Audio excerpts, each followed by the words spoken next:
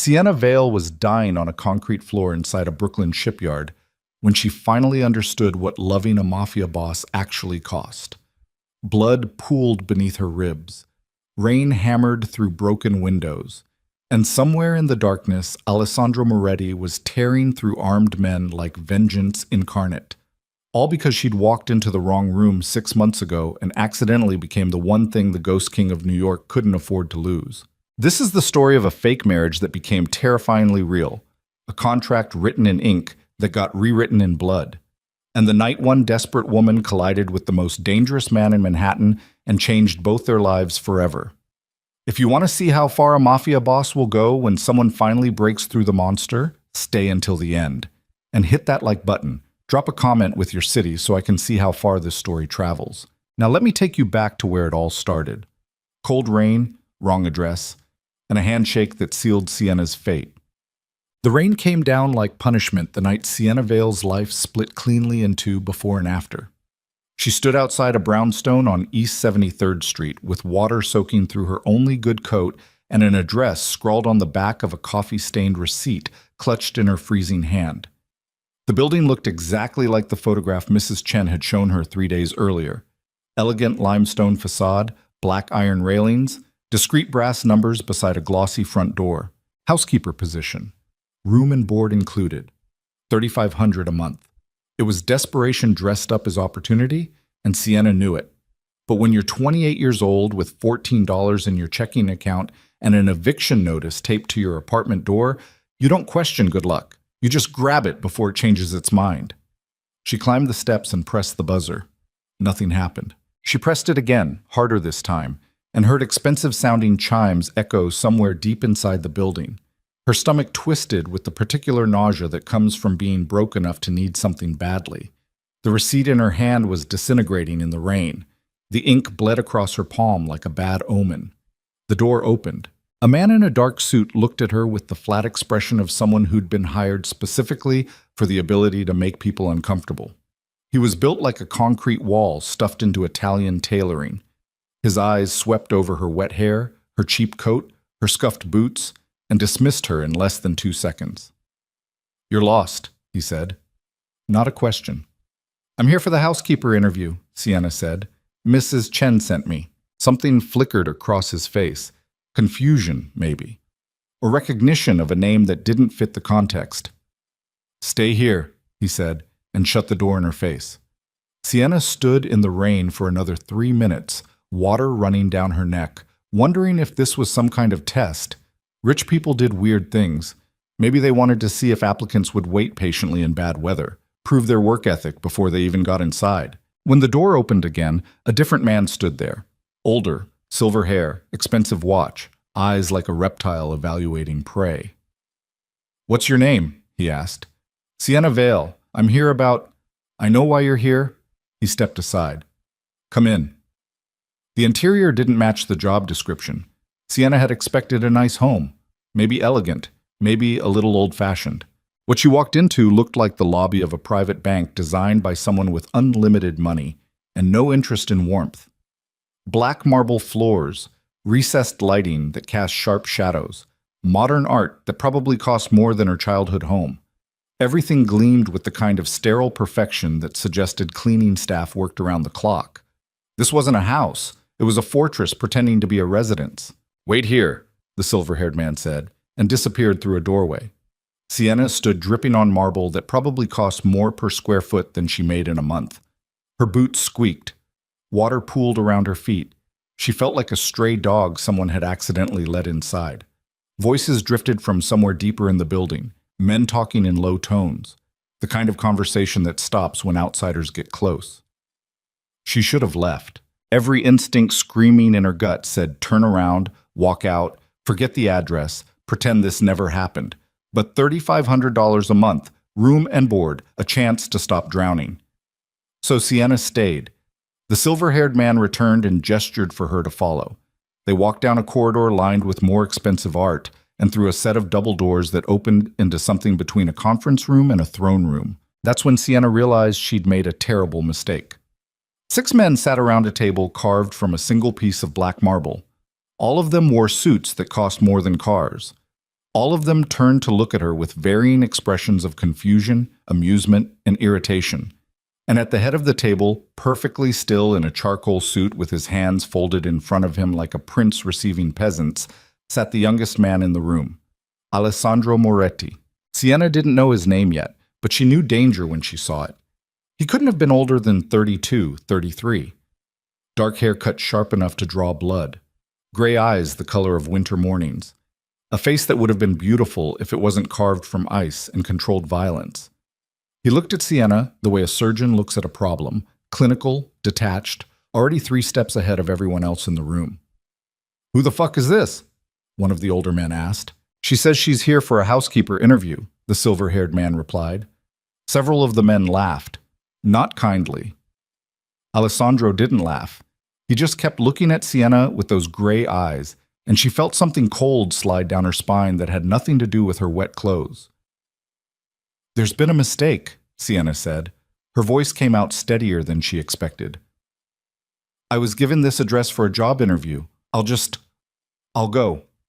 She started to turn. "Stay," Alessandro said. It wasn't loud, wasn't aggressive, just a single word delivered in a voice that expected absolute obedience. Sienna stopped. "What's your name?" he asked. "Sienna Vale." "Who sent you here, Sienna Vale?" "A woman named Mrs. Chen. She said a family on the Upper East Side needed household staff." One of the men muttered something in Italian. Another one leaned back in his chair, grinning like this was the most entertaining thing that had happened all week. Alessandro held up one hand and the room went silent. "Vincent," he said, still looking at Sienna. "Explain to me how a random woman ends up in our headquarters asking about housework." The silver-haired man, Vincent, shifted his weight. "I'm handling it. That's not an explanation." "Someone fucked up an address," another man offered. "Probably that new scheduling girl. I told you hiring outside the family was—" "Enough!" Alessandro stood. "Everyone out. Boss, we're in the middle of out." The room emptied in less than 30 seconds. The men filed past Sienna without looking at her, which somehow felt worse than if they'd stared. Vincent was the last to leave. He paused at the door like he wanted to say something, then thought better of it and disappeared. The door clicked shut. Sienna was alone with Alessandro Moretti. He walked around the table slowly, hands in his pockets, studying her the way someone studies a puzzle they haven't decided whether to solve or throw away. "You have no idea where you are, do you?" he asked. "A very expensive house," Sienna said. "Do you follow the news, Sienna?" "Not really." "Do you know what the Moretti name means in this city?" Something in his tone made her stomach drop. "Should I?" Alessandro smiled. It didn't reach his eyes. "You walked into the private headquarters of the largest organized crime syndicate on the East Coast," he said. "The men you just saw run everything from the docks to City Hall. They've killed more people than you've met in your entire life, and you're standing here because someone wrote down the wrong address." The room tilted slightly. Sienna gripped the back of a chair to steady herself. "I should go," she whispered. "You should," Alessandro agreed. "But you won't." "Why not?" "Because you need money." He said it like he was reading a medical chart. "You're broke, desperate, probably facing eviction, maybe worse. You took a job interview from a stranger because you didn't have better options, and now you're calculating whether being terrified is worth whatever salary you were promised."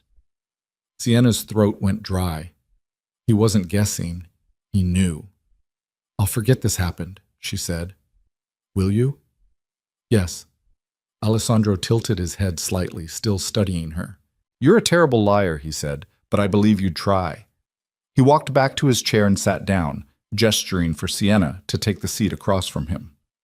When she hesitated, he added, "Relax. If I wanted you dead, you'd be dead. Sit." Sienna sat. The chair was leather and probably cost more than her entire year's rent. She perched on the edge like it might explode. Alessandro leaned back, fingers steepled beneath his chin. "I'm going to offer you something," he said, "and I need you to listen very carefully before you respond. I need a wife." The words hung in the air like smoke. Sienna stared at him. "Excuse me?" "Not a real wife," Alessandro clarified. "A contract, 6 months. You play the role convincingly, and I pay you enough money to solve whatever financial problems brought you here tonight. This is insane. This is business." Sienna laughed. It came out sharp and slightly hysterical. "You don't even know me." "I know enough. You're desperate but not stupid. Scared but still standing here. You walked into a room full of criminals and didn't scream or faint or call the police. That's more spine than most people have. I thought it was a housekeeper interview. And now you know it isn't." Alessandro leaned forward. "I'm going to be very clear with you, Sienna. The men you saw in this room are getting old, traditional. They believe the head of this organization needs a wife, stability, and heir. Without that, they question my leadership.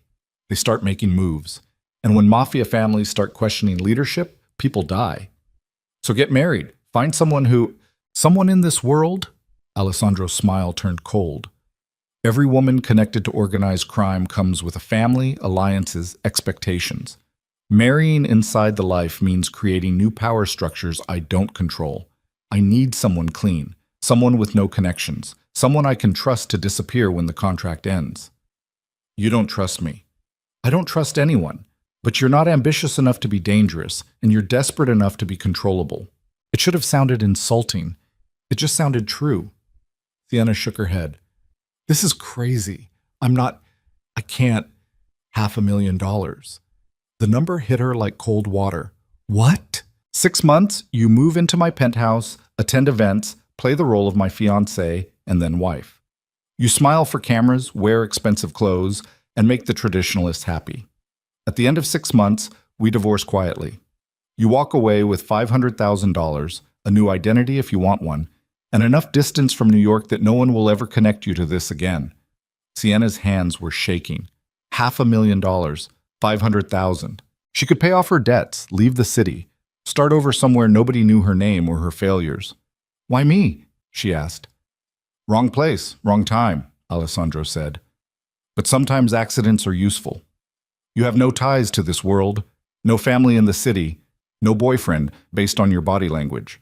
You're invisible enough to be safe and pretty enough to be believable. And if I say no, then you leave. Vincent will drive you home. You forget this address, and we both pretend tonight never happened." "Just like that?" Alessandro's expression didn't change. "I'm a businessman, Sienna, not a monster. You're not a threat. You're a mistake. I'm offering to turn that mistake into an opportunity for both of us." She should have said no. Should have run. Should have listened to every survival instinct screaming in her head. But $500,000, 6 months, and a chance to stop drowning. "If I say yes," Sienna said slowly, "how do I know you won't kill me when it's over?" "You don't." Alessandro stood and extended his hand. "But if I wanted to kill you, you'd already be dead. I need you alive. I need you convincing. And I need you to decide right now, because the longer you sit in this building, the more dangerous it becomes for both of us." Sienna looked at his hand, looked at his face, looked at the door she could still walk through. $500,000. She stood up and shook his hand. His grip was firm, warm, and absolutely certain. 6 months, Sienna said. 6 months, Alessandro agreed. And just like that, Sienna Vale stopped being nobody and became the future wife of the most dangerous man in New York. The contract arrived the next morning. Sienna sat in her tiny studio apartment, the one she'd be evicted from in 9 days, and read through 43 pages of legal language that basically said, "Pretend to love me, don't betray me, survive 6 months, get paid." There were rules. No contact with former friends or family during the contract period. No romantic relationships with anyone else. No interviews, social media posts, or public statements without approval. Attend all required events. Behave appropriately. Maintain the illusion. At the bottom of the last page, Alessandro had signed in black ink. Below his signature was a blank line for hers. Sienna's hand hovered over the paper. This was insane. Illegal, probably. Definitely dangerous. But when she looked around her apartment, at the water stain on the ceiling, the secondhand furniture, the stack of unpaid bills on the counter, she couldn't think of a single good reason to say no. So she signed. 2 hours later, a black car pulled up outside her building. The driver didn't introduce himself, just loaded her 2 suitcases into the trunk and drove her across the city to a building she'd only ever seen in magazines. The Moretti Tower. 68 floors of steel and glass overlooking Central Park. Alessandro owned the top 5. The elevator required a key card and a fingerprint scan. It moved so smoothly, Sienna couldn't tell they were rising until the numbers on the display started climbing past 40. When the doors opened, she stepped directly into the penthouse. Calling it an apartment felt insulting. Floor-to-ceiling windows overlooked Manhattan, like the city was a toy Alessandro had purchased and displayed. The furniture looked designed by someone who understood exactly how much empty space communicated power. Everything was sharp angles, dark colors, and controlled elegance. A woman in her 50s appeared from a side hallway. "Miss Vale, I'm Elena. I manage the household." She had a slight accent, Russian maybe, and the demeanor of someone who'd seen everything and judged most of it. "Your rooms are this way." Sienna followed her through a corridor past a kitchen bigger than her entire apartment, a dining room that could seat 20, and a library that looked like it had never been touched. Her bedroom was at the end of the hall. It was twice the size of her studio. King bed, private bathroom, walk-in closet, windows overlooking the park. "Mr. Moretti's room is at the opposite end of the penthouse," Elena said. "You have your own space. He values privacy." "Where is he?" Sienna asked. "Working. He's always working." Elena handed her a phone. "This is yours. It has one contact programmed, Vincent. He handles security and scheduling. If you need anything, call him. If you have questions, call him. If you leave this building without permission, call him first." "I'm a prisoner?" Elena's expression didn't change. "You're protected. There's a difference. Dinner's at 7. Dress appropriately." She left. Sienna stood alone in her new bedroom and tried to process what she'd done. 6 months, $500,000. How hard could it be, Mom? Dinner was terrifying. Alessandro sat at one end of a table designed for 12. Sienna sat at the other end. 20 feet of polished wood separated them. Elena served food that probably cost more than Sienna used to spend on groceries in a month. Everything was perfectly plated, elegantly presented, and tasted like absolutely nothing because Sienna's stomach was clenched too tight to appreciate it. Alessandro ate in silence. Sienna pushed food around her plate and tried not to stare at him. In better lighting, he was even more unsettling than he'd been the night before. The kind of handsome that didn't invite warmth. Sharp cheekbones, strong jaw, gray eyes that gave away absolutely nothing. He wore a black shirt with the sleeves rolled to his elbows, and Sienna noticed scars on his forearms, thin white lines that looked like they'd been put there on purpose. "You're staring," Alessandro said without looking up. Sienna's face heated. "Sorry." "Don't apologize, just stop." She looked down at her plate. Silence stretched. Finally, Alessandro set down his fork. "Tomorrow night, there's a charity gala at the Metropolitan Museum," he said. "You'll attend with me.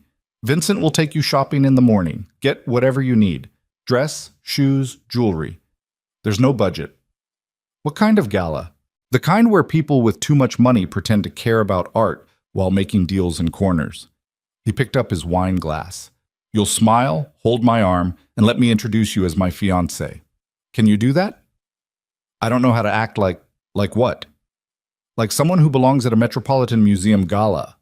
Alessandro's mouth curved slightly. Not quite a smile. "You don't belong. That's the point. You're new, unexpected, a mystery. Let them wonder who you are and why I chose you. That's more interesting than anything you could say. What if someone asked me questions?" "Keep your answer short. Smile. Redirect to me." He stood. "This isn't complicated, Sienna. You're not performing brain surgery. You're standing next to me and looking like you want to be there. And if I mess up, then we adjust." He walked toward the hallway. "Get some sleep. Tomorrow's going to be a long day." He disappeared. Sienna sat alone at the enormous table, surrounded by wealth she'd never imagined, and wondered how long it would take before she stopped feeling like an imposter. Shopping with Vincent was surreal. He picked her up at 9 in the morning and drove her to a boutique in Soho that didn't have a sign on the door. Inside, the staff treated Vincent like royalty, and Sienna like she was already important. "Mr. Moretti called ahead," the woman managing the store said. Her name was Isabel, and she had the kind of French accent that made everything sound elegant, We've prepared several options. Several meant 24 evening gowns in a private fitting room. Sienna tried on dresses that cost more than she used to make in 6 months. Silk that felt like water. Beading that caught light like diamonds. Colors she didn't have names for. "That one," Vincent said when she stepped out in a floor-length emerald gown with a neckline that made her feel exposed and powerful at the same time. "You're sure?" "Boss will like it." "How do you know?" Vincent's expression was unreadable. "I know. They bought the dress, and shoes, and a clutch, and jewelry that Isabel insisted was costume, but looked real enough to make Sienna nervous about wearing it outside. On the drive back, Vincent spoke for the first time without being asked a question. "You seem like a decent person," he said. Sienna looked at him. "Is that a compliment?" "It's a warning." He kept his eyes on the road. "Don't fall for him." "I'm not. I've worked for Alessandro Moretti for 8 years. I've seen him kill men without blinking. I've watched him destroy lives because it was strategically useful. He's good at what he does because he doesn't feel things the way normal people do." "Then why are you warning me?" Vincent glanced at her. "Because you're not like the people he usually deals with, and I don't want to watch him break you when this is over." The car pulled up outside Moretti Tower. Vincent handed her the shopping bags. 6 months?" he said. "Keep your head down, play the role, take the money and disappear. Don't make it complicated." Sienna nodded, but something in her chest tightened, because she was starting to realize that nothing about Alessandro Moretti was simple. The gala was exactly as overwhelming as Sienna had feared. She stood next to Alessandro beneath chandeliers that cost more than most houses, surrounded by people whose names appeared in Forbes and gossip columns. Everyone sparkled. Everyone smiled with perfect teeth. Everyone looked at her like they were trying to figure out where she fit in the puzzle. Alessandro kept one hand on the small of her back. Light touch. Possessive without being aggressive. It burned through the silk of her dress like a brand. "Smile," he murmured near her ear. Sienna smiled. A woman in diamonds approached, late 50s, surgically perfect face. "Alessandro, darling." She kissed the air near his cheek.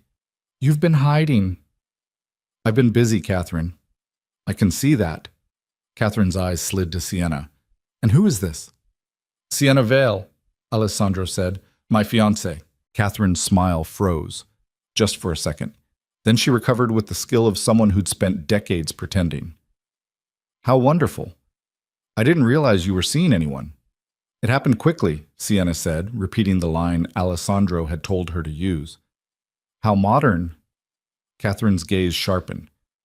"And what do you do, Sienna?" "I'm transitioning careers," Sienna said. Another scripted answer. "From what to what?" Alessandro's hand tightened slightly on Sienna's back. "Catherine, you'll have to excuse us," he said smoothly. "I promised Sienna a tour of the new wing." They moved away. Sienna's heart hammered. "Did I mess up?" she whispered. "No, Catherine's a shark. She smells uncertainty." Alessandro guided her toward a quieter corner. "You did fine." "She hated me." "She hates everyone. Don't take it personally." They spent the next 2 hours circulating through the crowd. Alessandro introduced Sienna to dozens of people whose names blurred together. Politicians, businessmen, society wives. Everyone smiled. Everyone made polite conversation. And everyone looked at Sienna like she was a problem they couldn't quite figure out. By 10 o'clock, her feet hurt and her face ached from smiling. Alessandro seemed to sense it. "Let's go," he said. They were halfway to the exit when a man stepped into their path. Tall, broad-shouldered, dark suit. Handsome in the same dangerous way Alessandro was handsome, but rougher, less controlled. "Leaving already?" the man asked. Alessandro's entire posture changed, subtle, but Sienna felt it, tension coiling beneath expensive fabric. "Marco," Alessandro said, flat, cold. Marco grinned. "Aren't you going to introduce me to your mystery woman?" "No." "Come on, boss, we're family." Something flickered in Alessandro's eyes, something violent, but his voice stayed calm. "Sienna, this is Marco De Luca, my underboss." Marco extended his hand. "Pleasure." Sienna shook it. His grip lingered too long. "You're a surprise," Marco said, still holding her hand. Alessandro doesn't usually bring dates to public events. I'm not a date, Sienna said. I'm his fiancée. Marco's smile widened. Even more surprising. Alessandro stepped between them, breaking the handshake. We're leaving, he said. Marco raised both hands in mock surrender. Enjoy your night. He walked away. Sienna felt Alessandro's hand tighten on her back again as they headed for the exit. In the car, he stared out the window, jaw tight, saying nothing. Did I do something wrong? Sienna asked. No. Then why are you… Marco's ambitious, Alessandro said. He thinks I'm weak because I'm young. He's waiting for me to make a mistake. And showing up with me is a mistake? Alessandro looked at her. Showing up with you is either the smartest thing I've ever done or the most dangerous. I haven't decided which yet. The car pulled up outside Moretti Tower. They rode the elevator in silence. When the doors opened into the penthouse, Alessandro headed straight for his office without saying goodnight. Sienna stood alone in the massive living room and wondered what the hell she'd gotten herself into. The next 3 weeks moved in a blur. Sienna's days became a strange routine. Mornings alone in the penthouse while Alessandro worked. Afternoons with Vincent, learning how to navigate Alessandro's world. Evenings at dinners, galas, charity events, always on Alessandro's arm. She learned how to smile without meaning it, how to deflect questions, how to stand next to Alessandro Moretti and look like she belonged there. But late at night, when the penthouse was dark and silent, Sienna lay awake in her enormous bed and felt the weight of the lie pressing down on her chest. She was playing a role, living a life that wasn't hers, and slowly, terrifyingly, it was starting to feel real. Alessandro remained distant, polite but cold.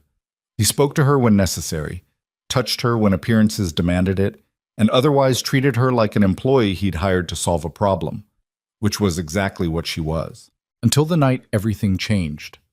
Sienna woke up at 3 a.m. to the sound of something breaking.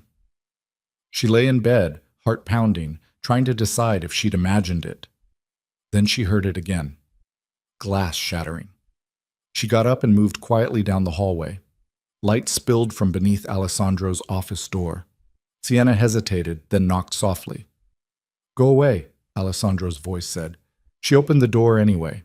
Alessandro stood behind his desk with a tumbler of whiskey in one hand and broken glass scattered across the floor near the far wall.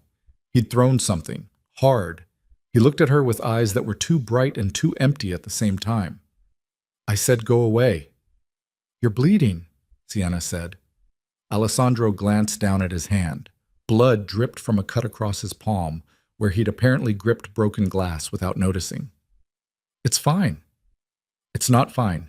Sienna crossed the room and took his hand before he could pull away. The cut wasn't deep, but it was messy. She grabbed a clean handkerchief from his desk and wrapped it around his palm, applying pressure. Alessandro stared at her like she'd done something incomprehensible. Why are you here? He asked. I heard breaking glass. I meant, why are you here? In this penthouse, in this life. He pulled his hand away. You should have walked out that first night and never looked back. I needed the money. Everyone needs money. Not everyone signs a contract with a criminal. Sienna met his eyes. You're not a monster, Alessandro. He laughed, sharp and bitter. Yes, I am. Then why haven't you hurt me? Because you're useful. Bullshit! The word hung in the air between them. Alessandro's expression shifted. Something dangerous flickered beneath the surface. You don't know anything about me, he said quietly. I know you don't sleep. I know you drink alone in your office at 3 a.m. I know you throw things when you're angry because it's safer than hitting people. Sienna took a step closer. And I know you hate this life as much as I'm starting to. You don't hate it. You're just scared. So are you. Alessandro moved so fast she didn't see it coming. 1 second he was behind his desk. The next he was in front of her, close enough that she could smell whiskey and expensive cologne and something darker underneath. I'm not scared of anything, he said. Then why are your hands shaking? He looked down. His hands were shaking. Something in Alessandro's face cracked, just for a second.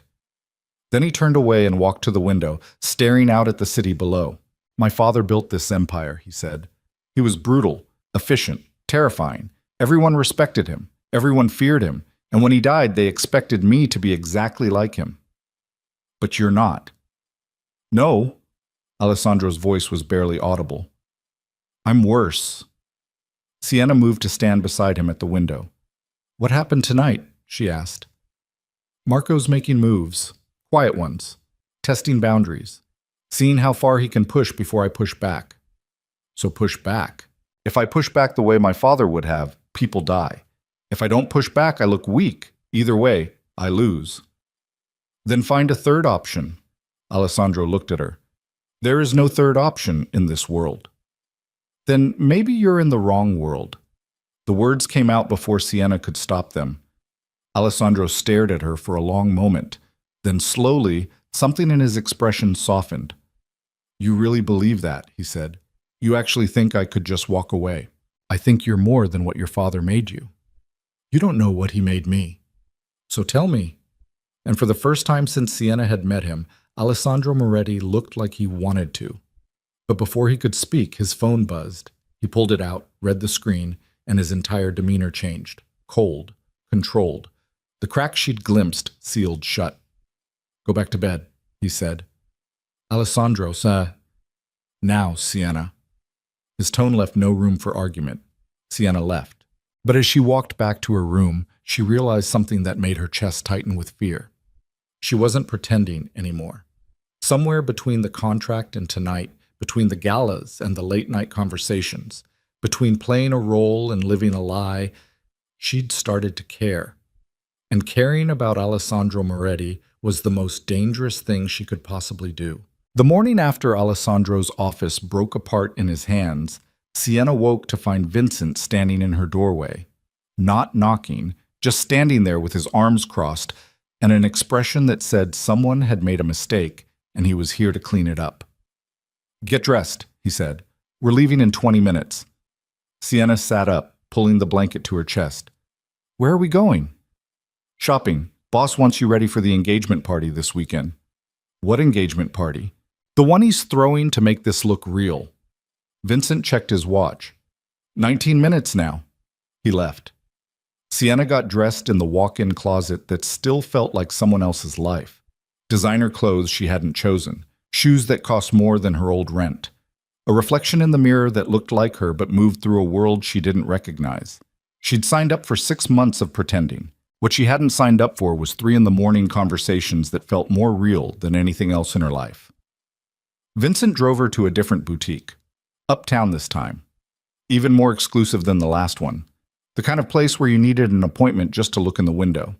Inside, a woman with silver hair and perfect posture introduced herself as Margot, and immediately began pulling dresses like she was preparing for war. Mr. Moretti was very specific, Margot said. He wants elegant but not fragile. Sophisticated but not cold. You should look like someone who chose him, not someone he bought. Sienna felt something twist in her chest. Did he actually say that? Word for word. Margot held up a champagne-colored gown with beading that caught light like water. Try this one first. The dress fit perfectly. Of course it did. Alessandro probably knew her measurements better than she did at this point. While Margot adjusted the hem, Sienna caught Vincent watching her in the mirror with that unreadable expression he wore like armor. You can ask, Vincent said. Ask what? Whatever you're thinking right now. Sienna hesitated. How long have you worked for him? 8 years. Have you ever seen him with anyone else? Before me? Vincent's jaw tightened slightly. You mean women?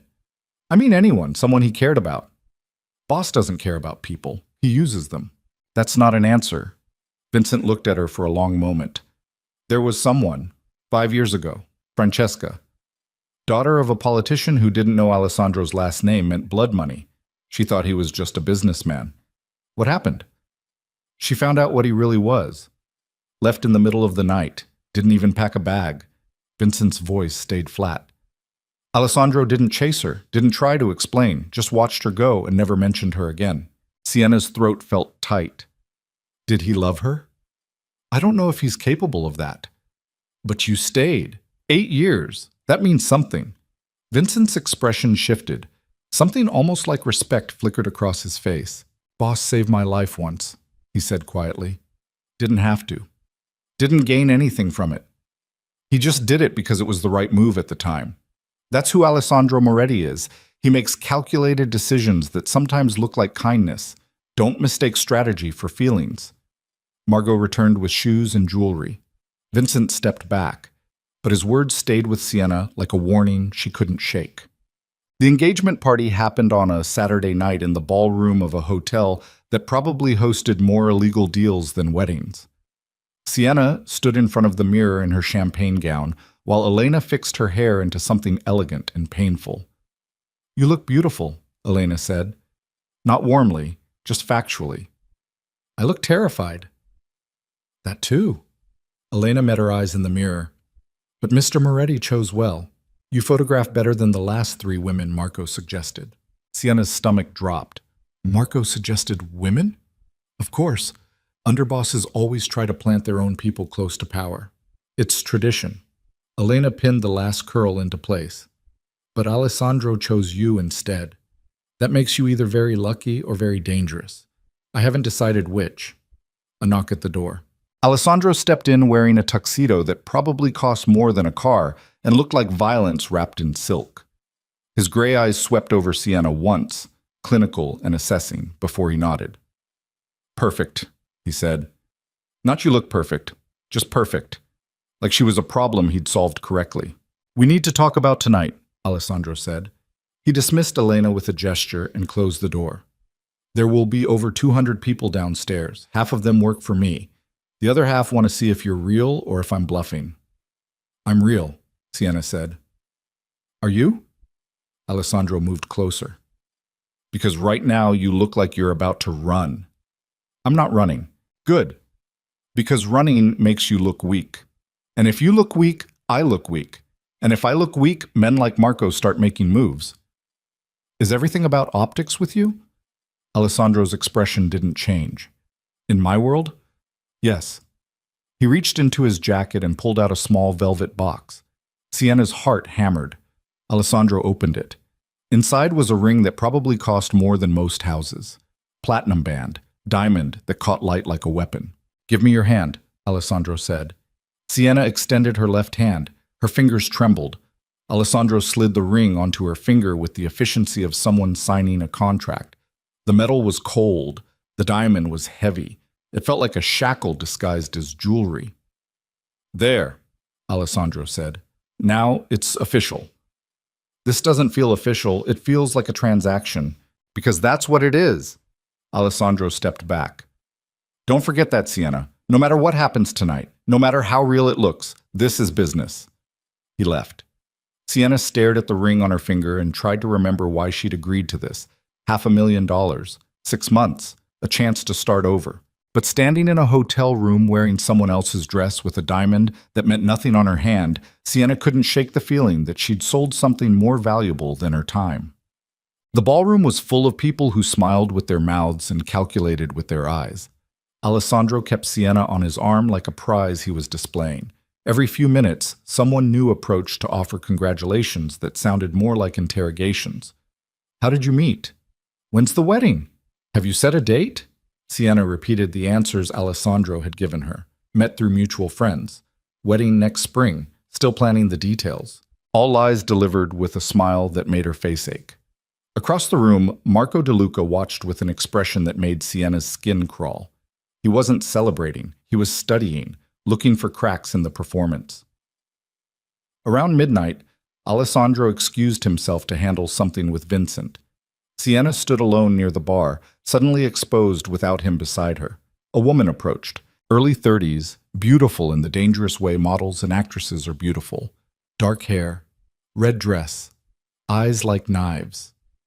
"You must be Sienna," the woman said. Her voice carried the faint trace of an Italian accent. "I'm Gabriella, Marco's sister."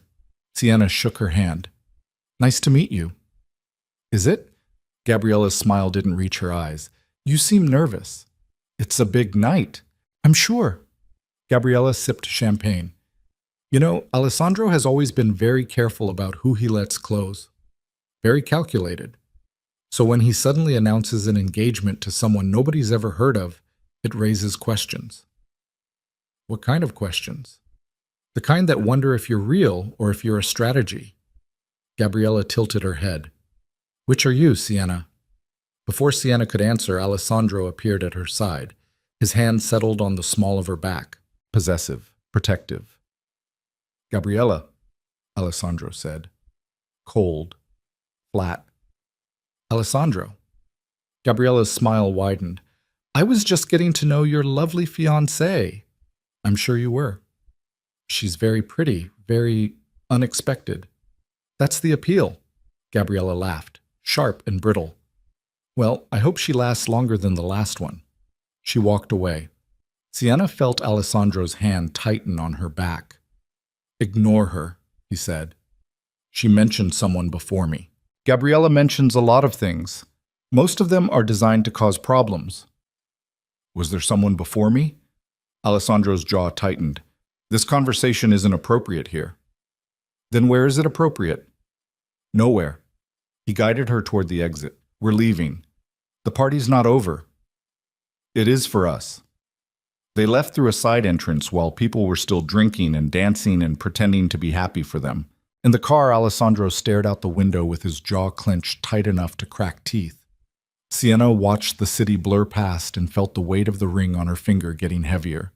There was someone, Alessandro said finally, 5 years ago. She left when she found out who I really was. Did you love her? Alessandro turned to look at her. Love is a liability in my world. I don't allow liabilities. That's not an answer. It's the only answer you're getting. They rode the rest of the way in silence. The next 2 weeks felt like walking through a minefield blindfolded. Sienna attended more events, smiled through more interrogations, wore more expensive clothes while feeling more exposed than ever. And every night, she went to bed alone in her enormous room while Alessandro worked in his office until dawn. They barely spoke. When they did, it was tactical, necessary, transactional. But late at night, Sienna started hearing sounds from Alessandro's office again, breaking glass. Low voices on phone calls that ended abruptly. Once, she heard him shouting in Italian at someone who wasn't there. She didn't knock. Vincent had warned her, don't make it complicated. But one night, Sienna woke up to complete silence. No breaking glass, no phone calls. Nothing. And somehow that was worse. She got up and moved down the hallway. Alessandro's office door was open. He sat behind his desk with his head in his hands, perfectly still, like a statue of exhaustion carved from marble. You're supposed to be asleep, he said without looking up. So are you. I don't sleep. I know. Alessandro raised his head. His eyes were bloodshot. His hair was disheveled. He looked like he'd been fighting a war inside his own skull and losing. What do you want, Sienna? I want to know if you're okay. I'm fine. You're not fine. You look like you're falling apart. Alessandro laughed, dark and bitter. I've been falling apart for 5 years. I'm just better at hiding it than most people. Sienna crossed the room and sat in the chair across from his desk. Talk to me. Why? Because I'm here. Because I signed the contract. Because pretending you're okay is exhausting for both of us. Alessandro stared at her for a long moment. Then he poured 2 glasses of whiskey and slid one across the desk. Marco's making moves, he said. Real ones this time. He's been meeting with the Calabrese family. Old enemies. The kind who'd love to see the Moretti Empire collapse. What does that mean? It means he's preparing for a coup. He thinks I'm weak, distracted. That bringing you into this world was a mistake that proves I'm not fit to lead. Are you? What? Fit to lead. Alessandro's expression darkened. That's not a question you should be asking. Why not? If Marco's right. Marco's not right. He's ambitious. There's a difference. Alessandro drank his whiskey in one swallow. My father built this empire on blood and fear. Marco thinks I'm soft because I don't kill everyone who looks at me wrong. But fear only works until someone stops being afraid. Then it collapses. So what's your strategy? I make them respect me instead. And if they don't? Then I remind them why fear worked. The words hung in the air like smoke. Sienna drank her whiskey and felt it burn all the way down. You scare me sometimes, she said quietly. Good. You should be scared. But I'm still here. Alessandro looked at her, really looked at her, like he was seeing something he hadn't noticed before. Why? He asked. I don't know. The contract gives you an out. If things get dangerous, you can walk away with partial payment and a new identity. Vincent made sure that clause was included. I know. So why are you still here? Sienna met his eyes. Because you're not the monster everyone thinks you are. Alessandro stood abruptly. You don't know what I am? Then show me. Why? Because I'm tired of pretending I don't care. The words came out raw and unfiltered. Sienna hadn't meant to say them, but now they were out there, hanging between them like a confession. Alessandro moved around the desk slowly, predatory, controlled. He stopped in front of her chair. You care, he said. Not a question. I'm not supposed to. No, you're not. But I do. Alessandro's hand came up to touch her face. His thumb brushed her cheekbone with surprising gentleness.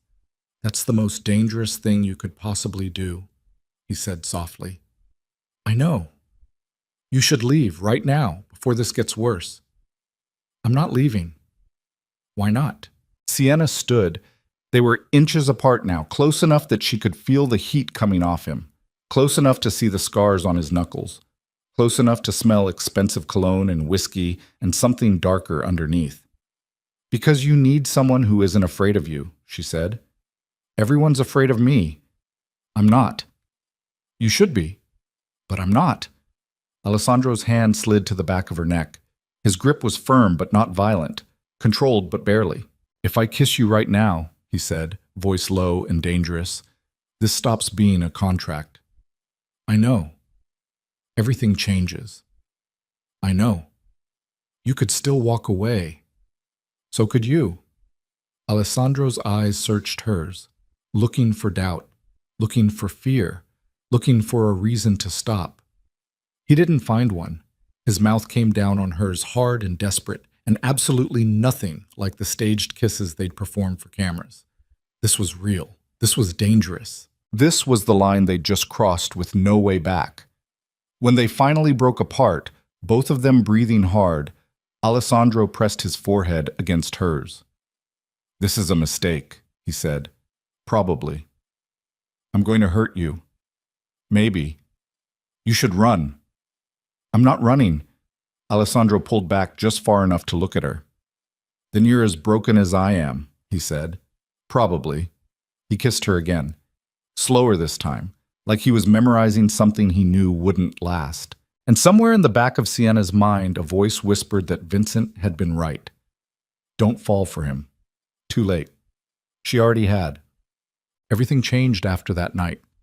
Not publicly. They still attended events, still played the role of the perfectly engaged couple. But privately, in the penthouse when no one was watching, the walls between them crumbled. Alessandro started sleeping in Sienna's room. Not every night, but enough. Enough that she woke up to find him beside her, close enough to touch, vulnerable in a way he never was during the day. Enough that she started to see the man beneath the mafia boss. The insomnia that came from years of watching his back. The scars that mapped a history of violence he never talked about. The way his hands shook when he thought no one was looking. They talked in the dark, about his father, about the empire, about the weight of expectations that had been crushing him since he was 23 years old and suddenly in charge of an organization built on blood. About Francesca, the woman who left, the ghost that still haunted him. She was right to go, Alessandro said one night. I would have destroyed her eventually. You don't know that. Yes, I do. Everyone close to me gets hurt. It's not a possibility. It's a guarantee. Then why let me stay? Alessandro pulled her closer. Because I'm selfish. And you make me feel human. It should have been romantic. Instead, it felt like a warning. My man. 3 weeks after they crossed the line, Vincent showed up at the penthouse with news that made Alessandro's face go cold. Sienna was in the kitchen when she heard raised voices from the office.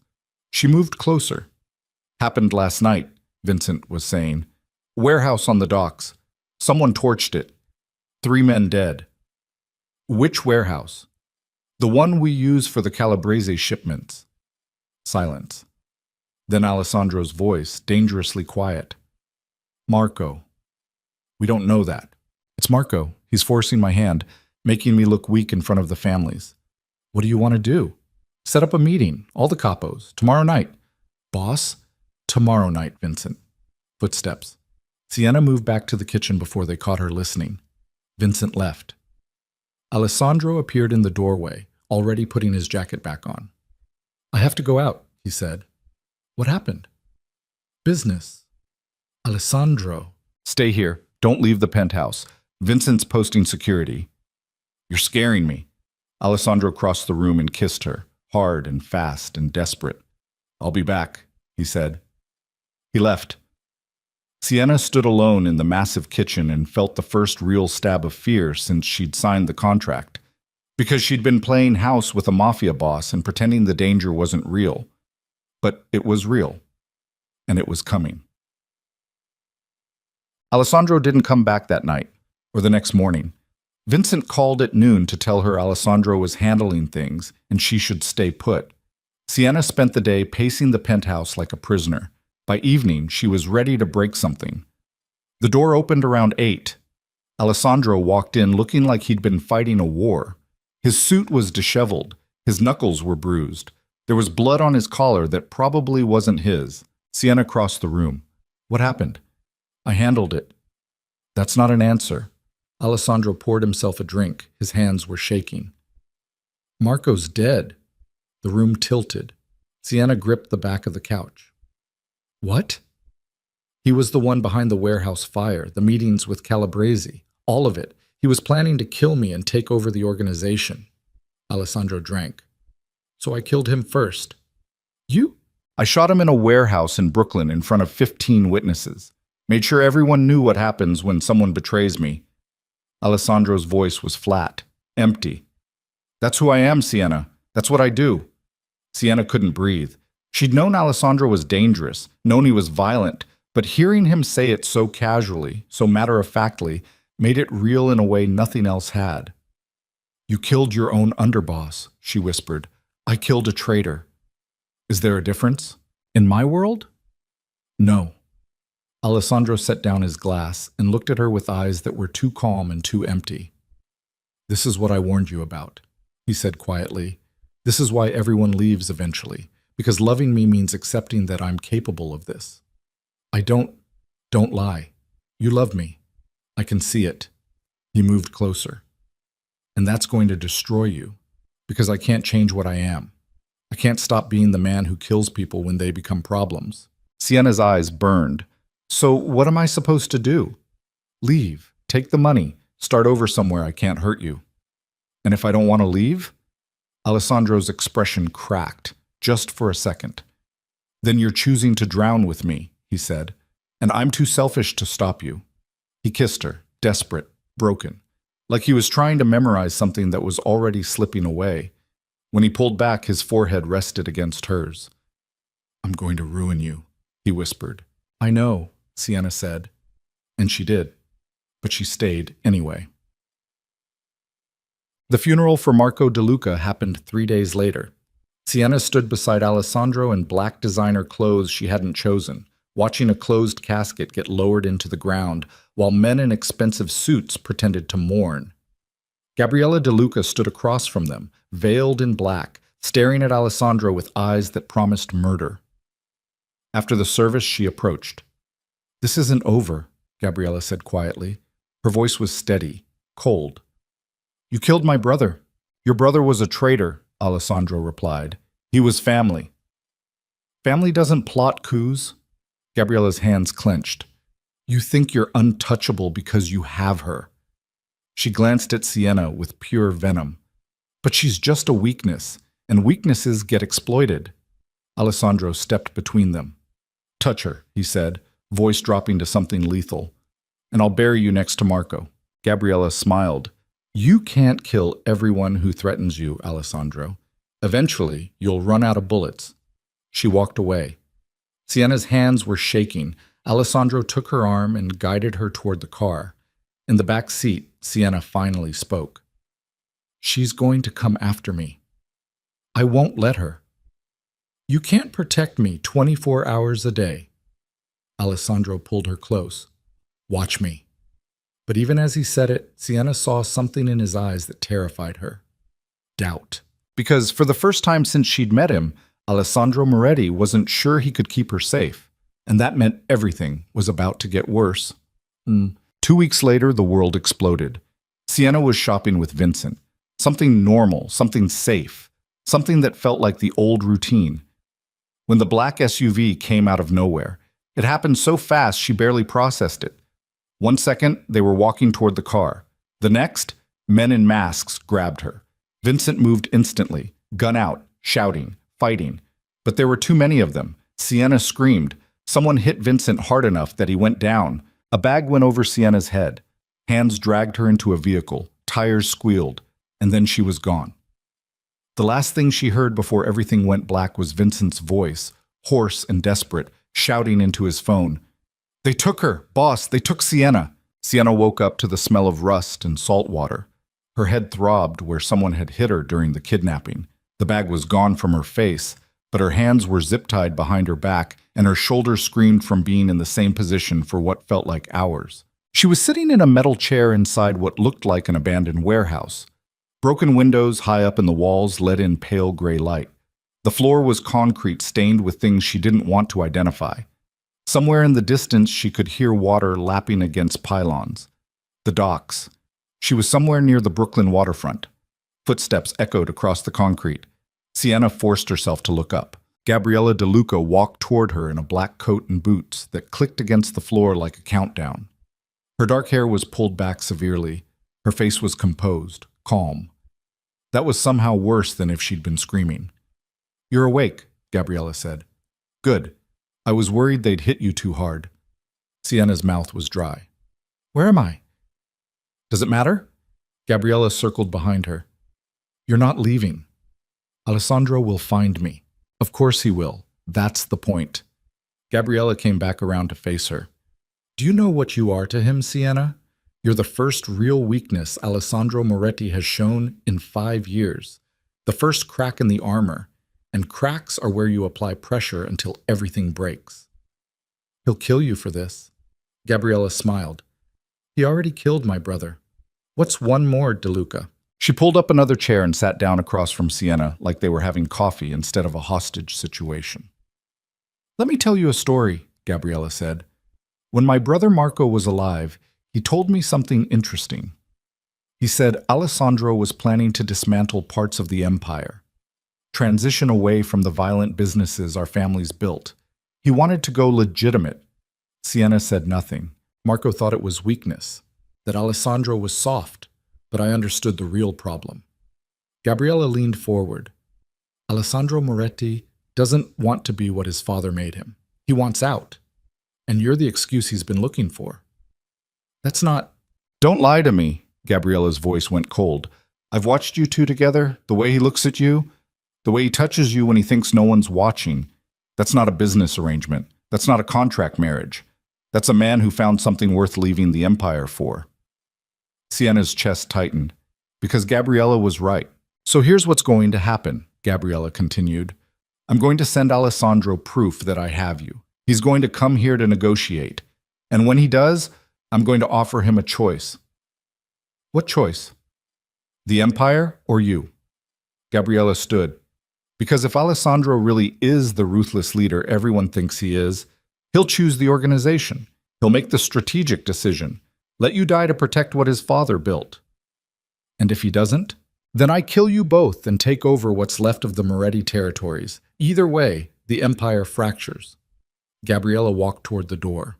Marco was an idiot who thought violence was the only path to power, but I understand something he never did.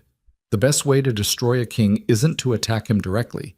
It's to take away the one thing that makes him want to keep fighting. She stopped at the door and looked back. "You're that thing, Sienna, and by the time this is over, Alessandro's going to hate you for it." The door slammed shut. Sienna sat alone in the empty warehouse and felt fear turn into something colder. Calculation. Because Gabriella had made one critical mistake. She thought Sienna was just a victim waiting to be rescued. But Sienna had spent the last 4 months learning how to survive in Alessandro Moretti's world. And she wasn't going to die in a Brooklyn warehouse without a fight. But Alessandro got the video 2 hours after Sienna was taken. He was in his office when Vincent's phone buzzed with an encrypted message. The older man's face went pale as he opened it. "Boss," Vincent said quietly, "you need to see this." Alessandro took the phone. The video showed Sienna tied to a chair in a warehouse he recognized immediately. The old Calabrese shipping facility. The one Marco had been using for his side deals before Alessandro put a bullet in his head. Gabriella De Luca stepped into frame. "Hello, Alessandro," she said to the camera. "I have something that belongs to you. If you want her back, come to the Calabrese warehouse. Alone. You have 4 hours. If you bring anyone with you, she dies. If you're late, she dies. If you call the police, she dies." The video cut off. Alessandro set the phone down with hands that didn't shake because he couldn't afford to let them shake. "It's a trap," Vincent said. "Obviously. She's going to kill you both." "Probably." Vincent moved closer. "Boss, we can handle this strategically. Call in the family, surround the warehouse. Extract Sienna by force. And risk Gabriella executing her the second she hears helicopters? It's better than walking into an ambush alone." Alessandro stood and walked to the window overlooking the city. Manhattan glittered beneath him like a kingdom he'd inherited and never wanted. "My father would have let her die," Alessandro said quietly. "He would have made the strategic choice, protected the empire. That's what a real leader does." "You're not your father." "No, I'm worse." Alessandro turned back.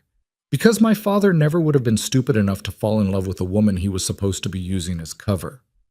Vincent's expression shifted. "Boss, I love her, Vincent. I don't know when it happened. Probably the first time she looked at me like I was human instead of a weapon. Maybe the night she refused to leave even after I told her I'd destroy her." Alessandro's voice stayed flat, controlled. "And now Gabriella's going to use that against me. So what do you want to do?" Alessandro pulled his gun from the desk drawer and checked the magazine. "I'm going to get her back." "Alone?" "Alone." "That's suicide." "Then it's suicide."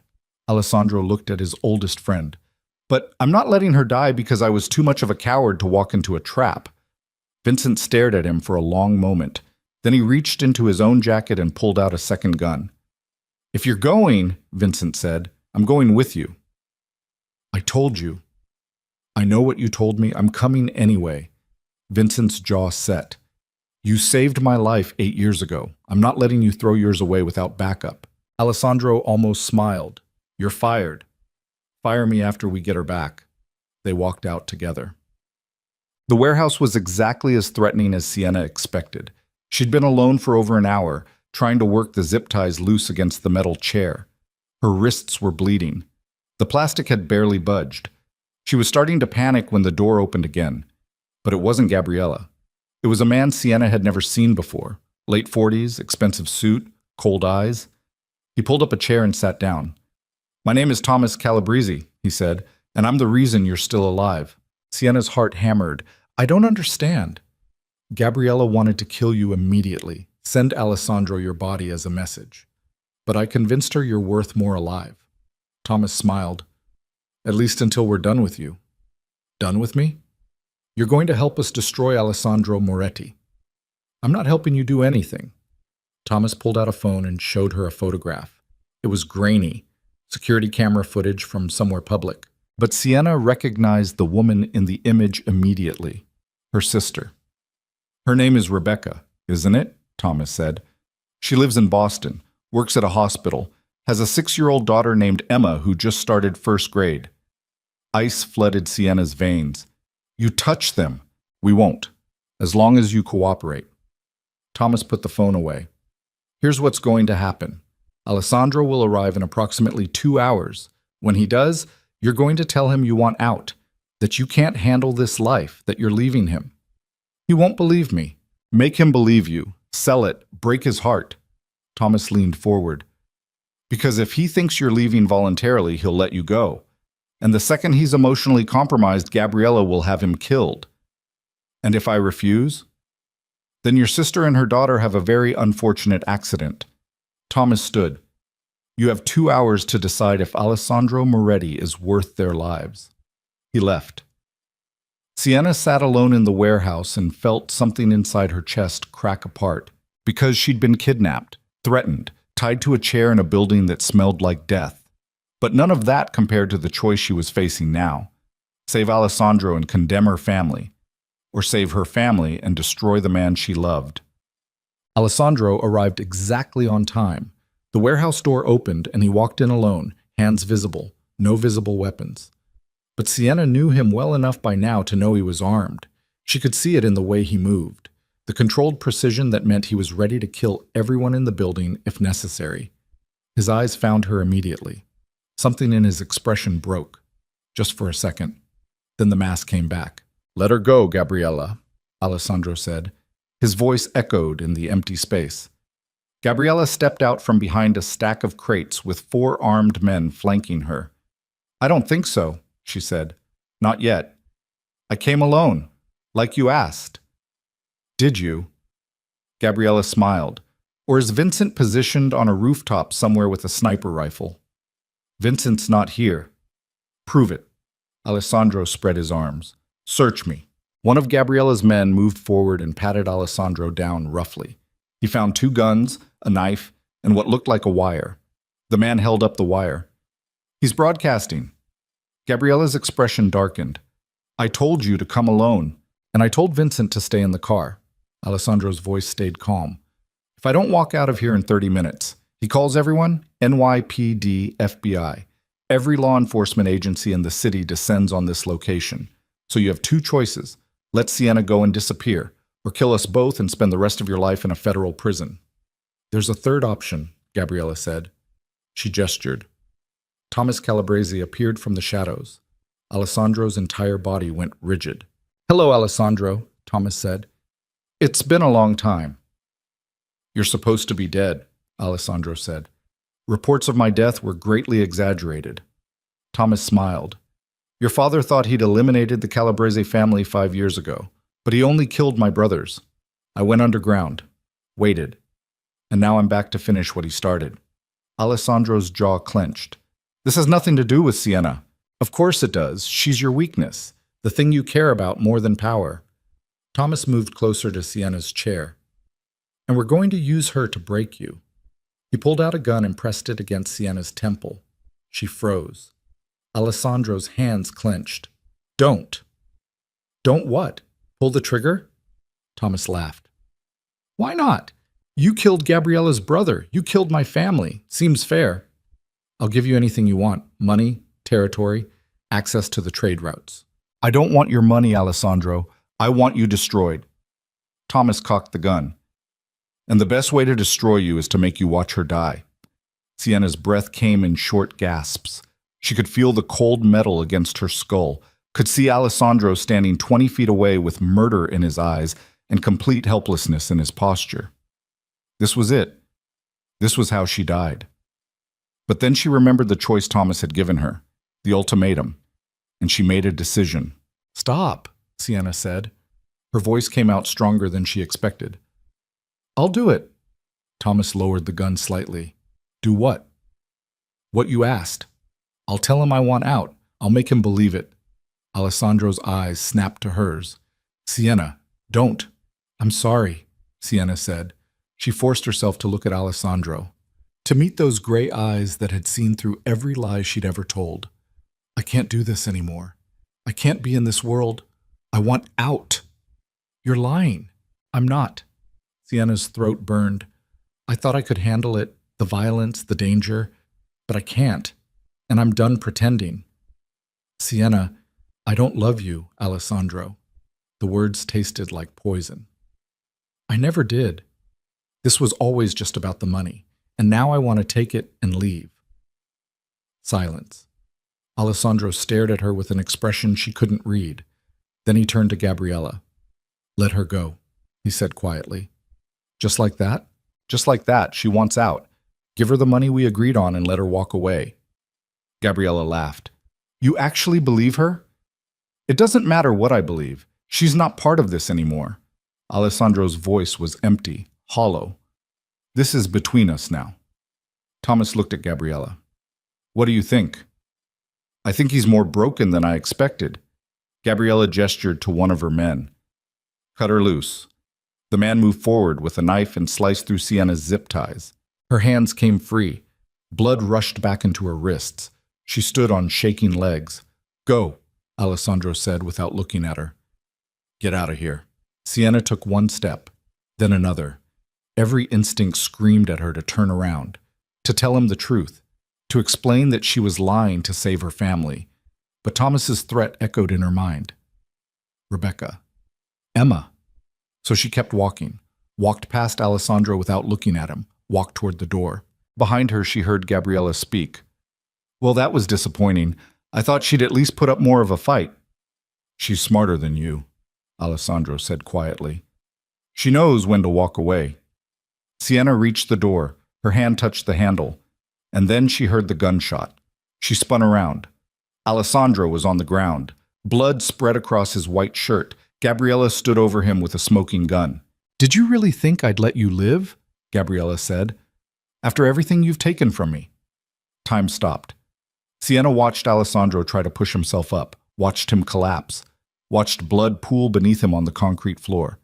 And something inside her snapped. She'd been playing it safe, following the rules, trying to protect everyone. But Alessandro was dying, and nothing else mattered. Sienna grabbed a piece of rusted pipe from near the door and charged back into the warehouse.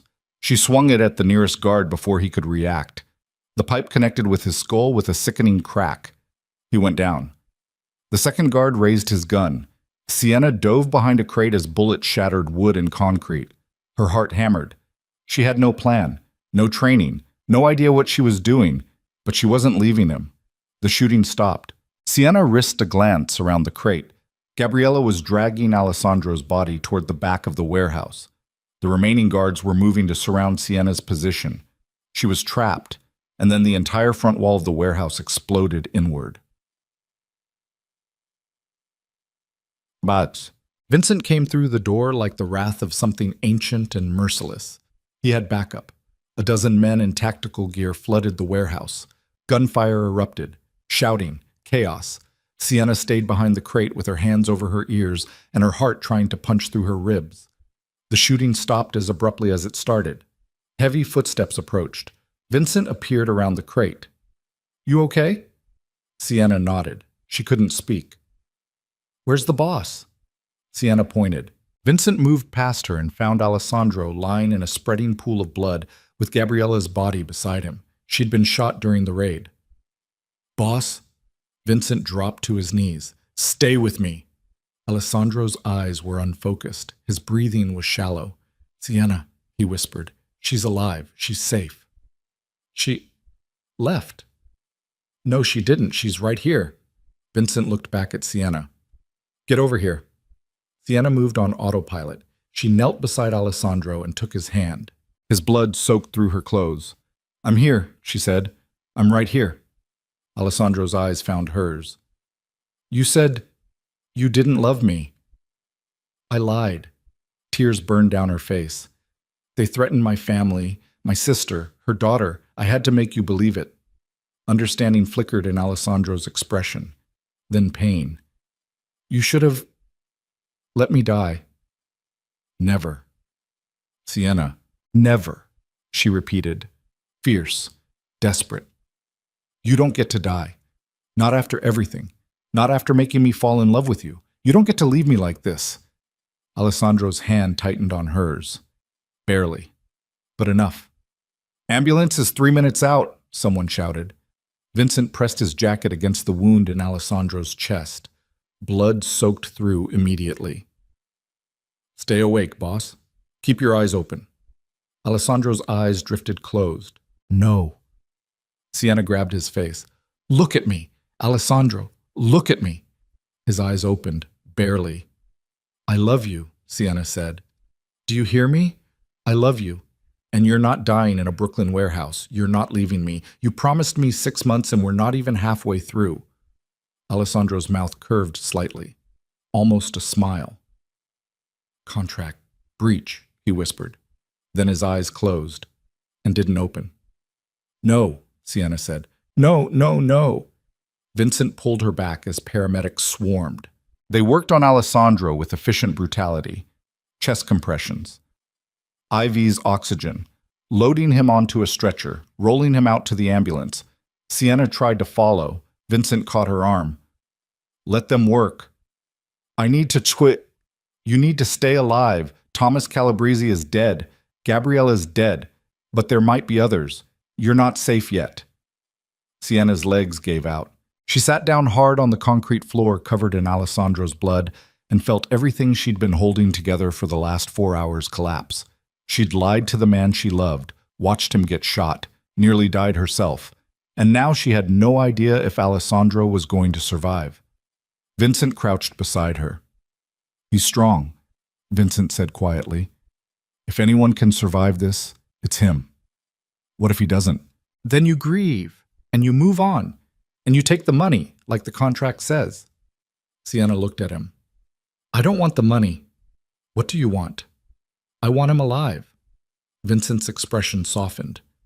Then pray, because that's all either of us can do right now. Sienna didn't pray. She just sat in the warehouse surrounded by bodies and blood and broken glass and made a promise to the universe.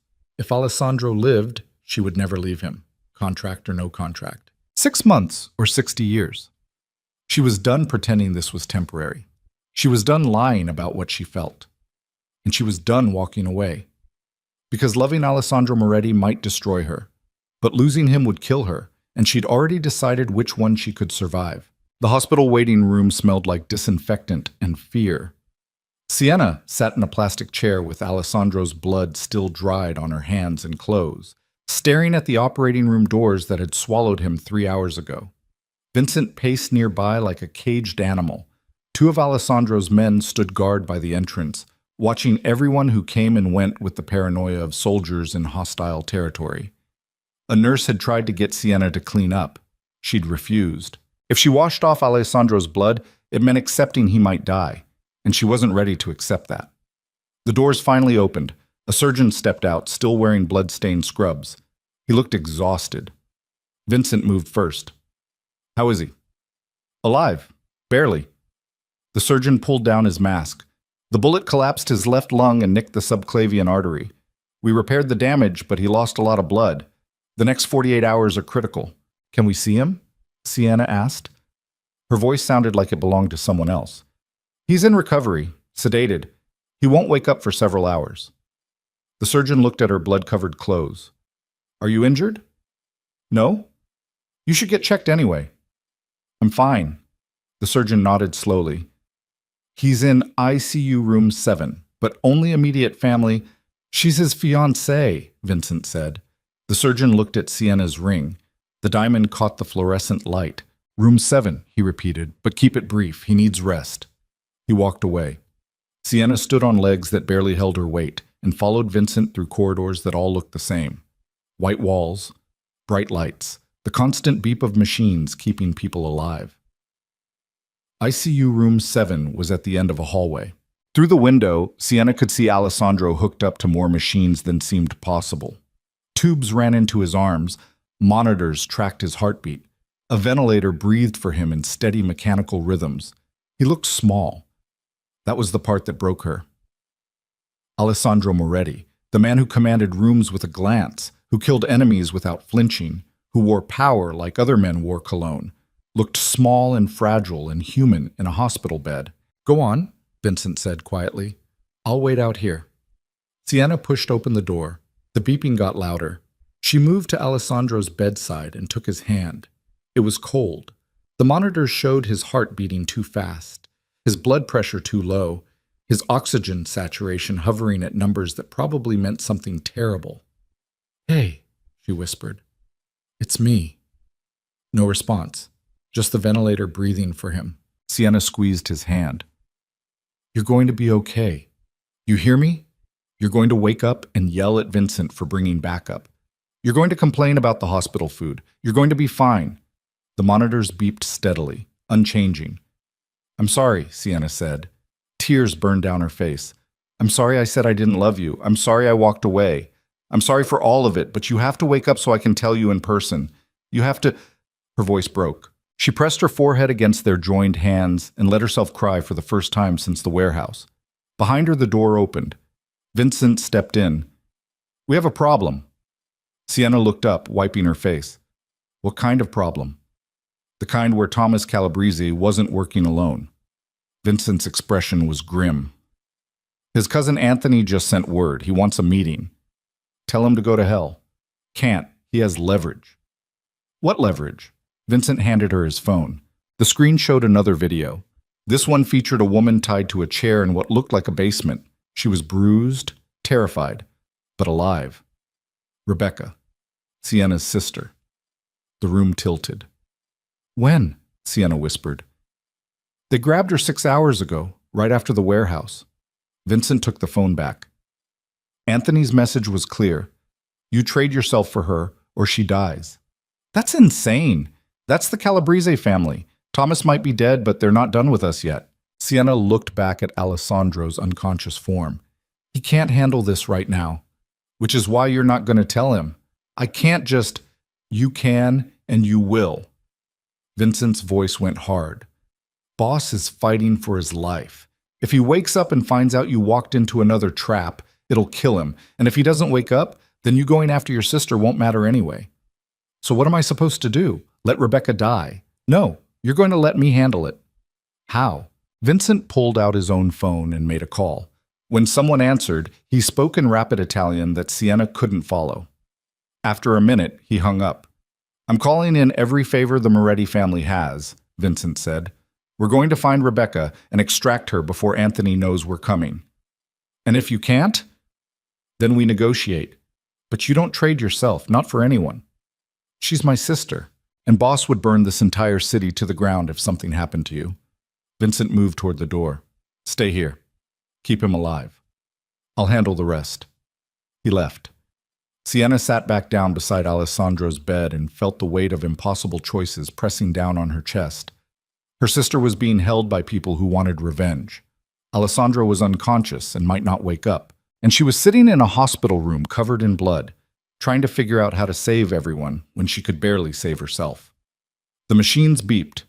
Alessandro's chest rose and fell with mechanical precision, and Sienna made a decision. She stood up, kissed Alessandro's forehead, and whispered, "I'll be back, I promise." Then she walked out. Vincent's car was still parked outside the hospital. Sienna knew because she'd watched him leave it there when they arrived. She also knew he kept a spare key in a magnetic box under the rear bumper because she'd seen him use it once when his main key stopped working. She found the box, found the key, and drove away before anyone could stop her. Anthony Calabrese's message had included an address, an abandoned factory in Queens, the kind of place where people disappeared and nobody asked questions. Sienna drove through the city with her hands white-knuckled on the steering wheel and her heart hammering against her ribs. Every rational thought in her head said this was suicide, that she should turn around, let Vincent handle it. But Rebecca was her sister, the only family she had left, and Sienna had already lost too many people she loved. The factory loomed against the night sky like a gravestone. Broken windows, rusted metal, a parking lot full of weeds and broken glass. Sienna parked and got out. Her legs shook. She forced them steady.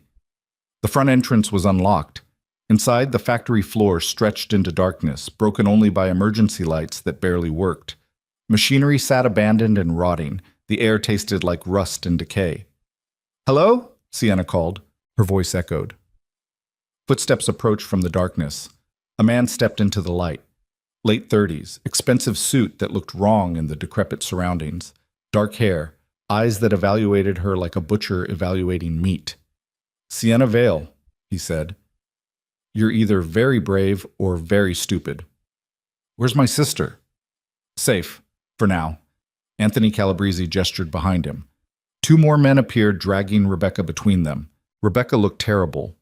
Her face was swollen, her wrist hung at an odd angle. But she was conscious. When she saw Sienna, her eyes went wide. "No," Rebecca said. "Sienna, no, you shouldn't be here." One of the men hit her. Rebecca's head snapped to the side. Sienna moved forward instinctively. Anthony raised a hand. "Easy. We're all civilized people here." Civilized people don't kidnap nurses. Civilized people don't sleep with mafia bosses either. But here we are. Anthony smiled. You know why you're here? You want revenge for Thomas. Revenge is emotional. I prefer justice. Anthony walked closer. Thomas was my cousin, my friend. Alessandro Moretti killed him in that warehouse along with Gabriella De Luca and 6 of my men. Someone has to pay for that. Alessandro's in the hospital. He might die anyway. Might isn't good enough. Anthony stopped a few feet away. Here's my offer. You for your sister. Simple trade. She walks out of here. You stay. And when Alessandro wakes up, if he wakes up, he gets to live with the knowledge that you died because of him. And if I refuse, then I kill you both and send the bodies to Alessandro's hospital room with a note explaining how you came here alone to save her. Either way, he suffers. But this way, at least your sister lives. Sienna looked at Rebecca. Her sister was crying now, shaking her head desperately. Don't, Rebecca whispered. Please don't. Sienna turned back to Anthony. Let her go first. You think I'm stupid?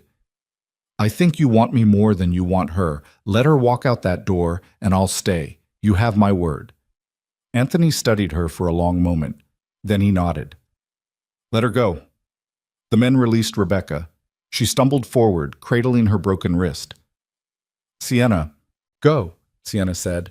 Take care of Emma. Tell her I love her. I'm not leaving you. Yes, you are. Sienna met her sister's eyes. Vincent's men are outside. They'll get you to safety, but you have to go now.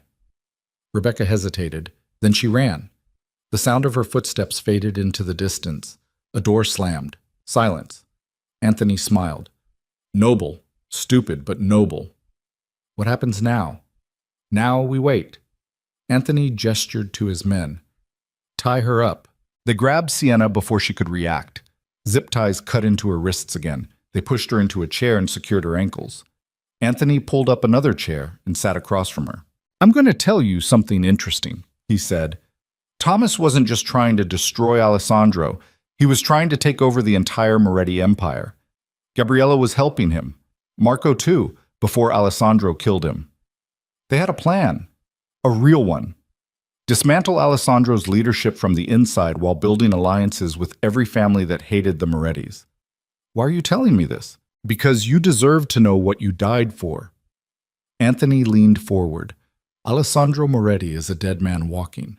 Even if he survives the gunshot, the families are circling. They smell weakness, and weakness in our world is fatal. Alessandro's not weak. He fell in love with a nobody from nowhere. He let emotions compromise his judgment. He killed his own underboss over a woman. Anthony's smile turned cold. That's the definition of weakness. Or strength, depending on how you look at it. How romantic. You really believe that? I know Alessandro. He's more dangerous now than he's ever been, because now he has something to protect. Had, Anthony corrected, past tense, because you're about to die. He stood and pulled out a gun. Sienna's heart hammered against her ribs. This was it. This was how it ended. Not in Alessandro's arms. Not after 6 months of pretending turned real. Just tied to a chair in a Queen's factory, waiting for a bullet. Anthony raised the gun. And then the entire building exploded with gunfire. Alessandro woke up to pain that felt like someone had replaced his lungs with broken glass. The ventilator was gone. He was breathing on his own. Every breath hurt. He tried to sit up, agony ripped through his chest. A nurse appeared. Mr. Moretti, you need to stay down. Where's Sienna? I don't know who... The woman who was here. Where is she? Sir, you just came out of surgery. Alessandro ripped the IV from his arm and swung his legs off the bed. The room spun. He grabbed the bed rail to steady himself. The nurse hit a call button. I need help in here. Where the fuck is Vincent? Alessandro demanded. The door burst open, but it wasn't medical staff. It was one of Alessandro's men, the young one, Paolo. Boss, you shouldn't be... Where's Vincent? Paolo's face went pale. Queens, the old Calabrese factory. Vincent went after the girl's sister and what? Sienna went too. Alone. Before Vincent could stop her. The world narrowed to a single point. Alessandro moved toward the door. Paolo tried to block him. Boss, you can't. Alessandro hit him. Not hard, just enough to move him aside. Then he walked out of the hospital room in a medical gown, with blood seeping through his bandages and murder in his eyes. Two more of his men were in the hallway. They saw him and moved to help. Get me clothes, Alessandro said. Get me a car. Get me every gun we have. Now. Boss, you're injured. I don't give a fuck. Move. They moved. 10 minutes later, Alessandro was in the back of an SUV wearing someone's too large suit with a Glock in his hand and enough painkillers in his system that he could almost breathe without screaming. The driver looked nervous. Vincent said to keep you at the hospital. Drive or I shoot you and drive myself. The driver drove. Alessandro's phone buzzed. Vincent's name appeared on the screen. Alessandro answered. Where is she? Inside the factory. We're moving into position, but don't wait for me. Go now. Boss, you're in no condition. I'm 10 minutes out. If she's dead when I get there, everyone in that building dies, including you. He hung up. The SUV raced through Queens while Alessandro checked his weapons and tried to ignore the fact that every movement made his chest feel like it was tearing apart. Sienna had walked into a trap. Again. For her sister. Because that's who she was. Someone who sacrificed herself for the people she loved. And Alessandro was going to burn the entire Calabrese family to the ground for making that necessary. The factory came into view. Gunfire echoed from inside. The SUV screeched to a halt. Alessandro got out and immediately had to grab the door to stay standing. His vision grayed at the edges. Paolo appeared. Boss, give me your vest. What? Your tactical vest. Give it to me. Paolo stripped off his vest. Alessandro pulled it on over his suit. The weight helped. Made him feel more solid. More dangerous. He checked his gun and started toward the factory. Every step sent lightning through his chest. He didn't care. Inside, the gunfire had stopped. Alessandro moved through the darkness with the efficiency of someone who'd cleared buildings like this 100 times. His men were scattered throughout the space, securing positions. Vincent appeared from the shadows. Boss, what the fuck are you Where is she? Vincent pointed toward the back of the factory. Alessandro moved that direction. His chest was on fire. Blood soaked through his bandages and probably through his shirt. He was running on adrenaline and fury and nothing else. He turned a corner. Found Sienna tied to a chair in the middle of a room surrounded by dead Calabrese soldiers. And standing behind her with a gun to her head was Anthony Calabrese. Hello, Alessandro, Anthony said. Glad you could join us. Alessandro raised his gun. Let her go. Or what? You'll shoot me? We both know you can't make that shot without risking her. Try me. Anthony pressed the gun harder against Sienna's temple. I don't think so. Sienna's eyes met Alessandro's. She wasn't crying, wasn't begging, just looking at him with an expression that said everything she couldn't say out loud. I love you. I'm sorry. Don't blame yourself. Alessandro's finger tightened on the trigger. His hands were steady despite the blood loss, despite the pain, despite everything. You have 3 seconds to move that gun, Alessandro said. His voice was cold, empty, the voice of the man his father had raised. 3. You're bluffing. 2. Anthony's hand trembled slightly. Alessandro. 1. Alessandro fired.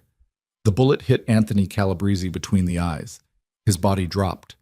The gun clattered away from Sienna's head. Alessandro's knees buckled.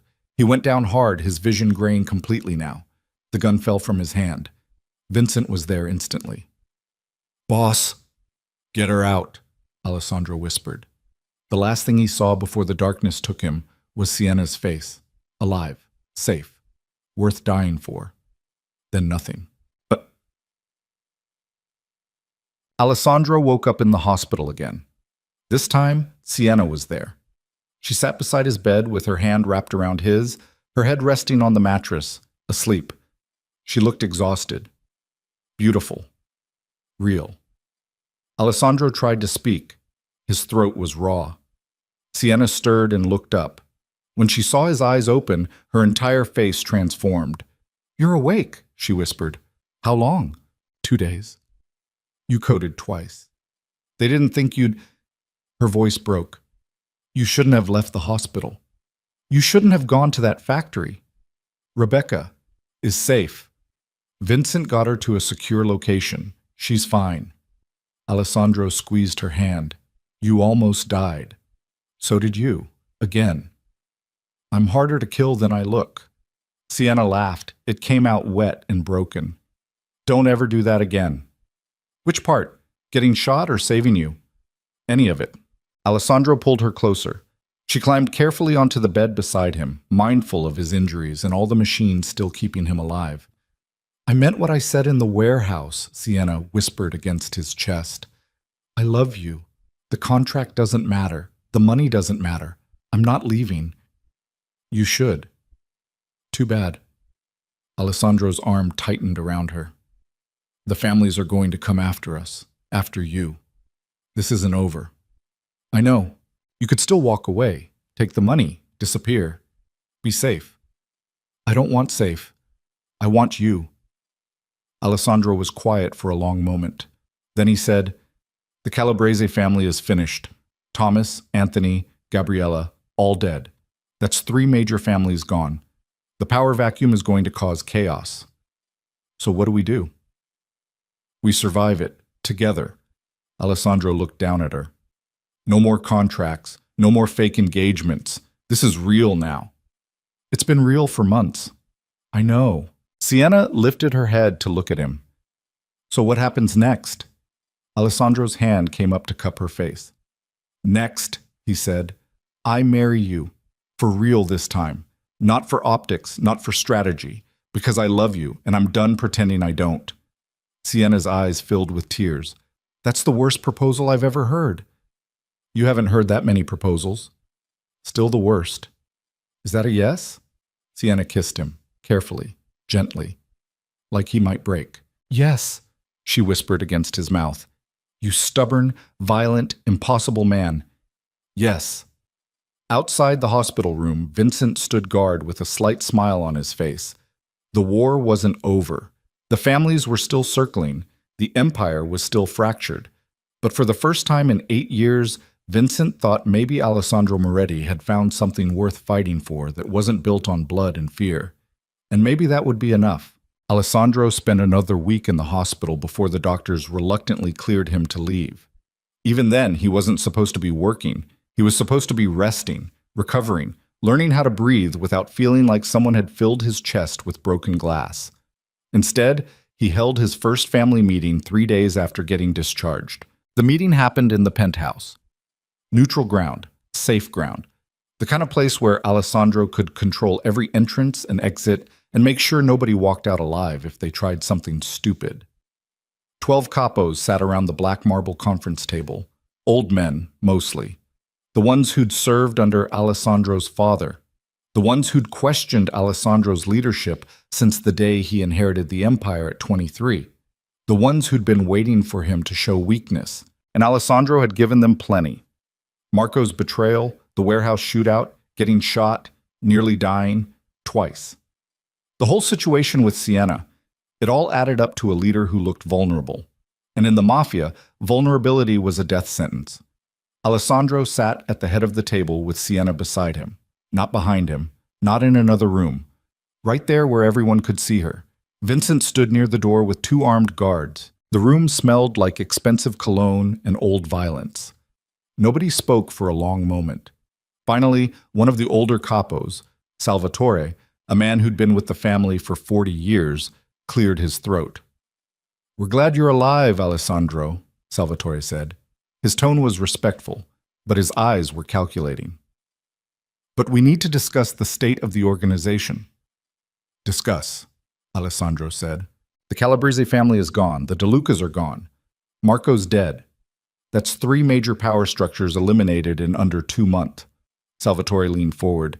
The other families are watching, waiting to see if we're weak enough to take down. Are we? That depends on you. Alessandro's expression didn't change. Say what you mean, Salvatore. You've been distracted, emotional, making decisions based on personal feelings rather than strategic advantage. Salvatore glanced at Sienna. With all due respect to Miss Vale, Bringing an outsider into the family at this level creates complications. What kind of complications? The kind where people question whether you're fit to lead. Silence. The other capos shifted in their seats. This was the moment. The challenge. Alessandro could feel the weight of it pressing down on him like physical force. He stood slowly. The movement hurt. Everything still hurt. But he didn't let it show. "Let me be very clear," Alessandro said. His voice was quiet, controlled. "I've spent the last 5 years running this organization the way my father taught me. With violence, with fear, with the understanding that power comes from making people too terrified to challenge you." He walked around the table, slowly, making eye contact with each capo. And it worked. For a while. But fear only lasts until someone stops being afraid. Then the whole structure collapses. Alessandro stopped behind Salvatore's chair. Marco stopped being afraid. So did the Calabreses. So did Gabriella De Luca. And they all died because of it. "Your point?" Salvatore asked. Salvatore, "My point is that the old way is dying, my father's way. The way where we solve every problem with a bullet and hope nobody notices the bodies piling up." Alessandro's hand settled on Salvatore's shoulder, heavy, threatening. "I'm transitioning parts of this empire into legitimate business. The violent operations get phased out. The money gets cleaned. And anyone who has a problem with that can walk out of this room right now and never come back." Nobody moved. "But," Alessandro continued, "if you stay, you follow my rules. You accept that Siena isn't going anywhere. You accept that I make decisions based on what's best for this family long term, not what feels good short term. And you accept that if you betray me, I won't hesitate to put a bullet in your head the same way I did with Marco." He walked back to his seat and sat down. The room was silent. Then Salvatore spoke. "And if we don't accept those terms?" Alessandro met his eyes. "Then we have a problem." Salvatore held his gaze for a long moment. Then slowly, he nodded. "I can work with that." One by one, the other capos nodded. Not because they were happy about it, because they understood that Alessandro Moretti had just drawn a line in the sand, and crossing it meant death. The meeting ended 20 minutes later. The capos filed out in silence. When the last one was gone, Vincent closed the door and turned to Alessandro. "That was risky," Vincent said. It was necessary. You just told them you're going legitimate. Half of them make their money off the operations you're shutting down. Then they'll adapt or they'll leave." Alessandro stood and immediately regretted it. His chest screamed in protest. "I'm done building an empire on bodies." "Because of her?" Vincent glanced at Siena. "Because I'm tired of being my father." Vincent was quiet for a moment. Then he nodded. "Fair enough." He left. Siena moved to Alessandro's side. "You okay?" "No, but I will be." "That was terrifying." "Which part?" "All of it?" Siena took his hand. "You basically just declared war on your own organization." "I declared evolution. Different thing." "Is it?" Alessandro pulled her close, carefully. His injuries still made sudden movements dangerous. "I meant what I said," he told her. "No more half measures. No more pretending. This is who we are now, you and me, building something different. What if it doesn't work?" "Then we fail spectacularly and probably die in the process." Siena laughed despite herself. "That's comforting. I've never lied to you about the risks." "No, you haven't." Alessandro kissed her forehead. "We're getting married next month." "That's not a question." "It's not meant to be." "What if I want to say in when we get married?" "Do you?" Siena was quiet for a moment, then she shook her head. "No, next month is fine." "Good. Because I already told Vincent to arrange it." "You're impossible. You're marrying me anyway." "Apparently." They stood together in the massive penthouse overlooking Manhattan, and for the first time in months, the silence felt peaceful instead of dangerous. The wedding happened on a cold November afternoon in a private estate outside the city. Small, intimate, just family, which for Alessandro meant the capos who'd sworn loyalty and the handful of soldiers he actually trusted. For Siena, it meant Rebecca and Emma, who'd flown in from Boston under Vincent's protection. No press, no spectacle, no performance, Just two people who'd survived hell together deciding to make it official.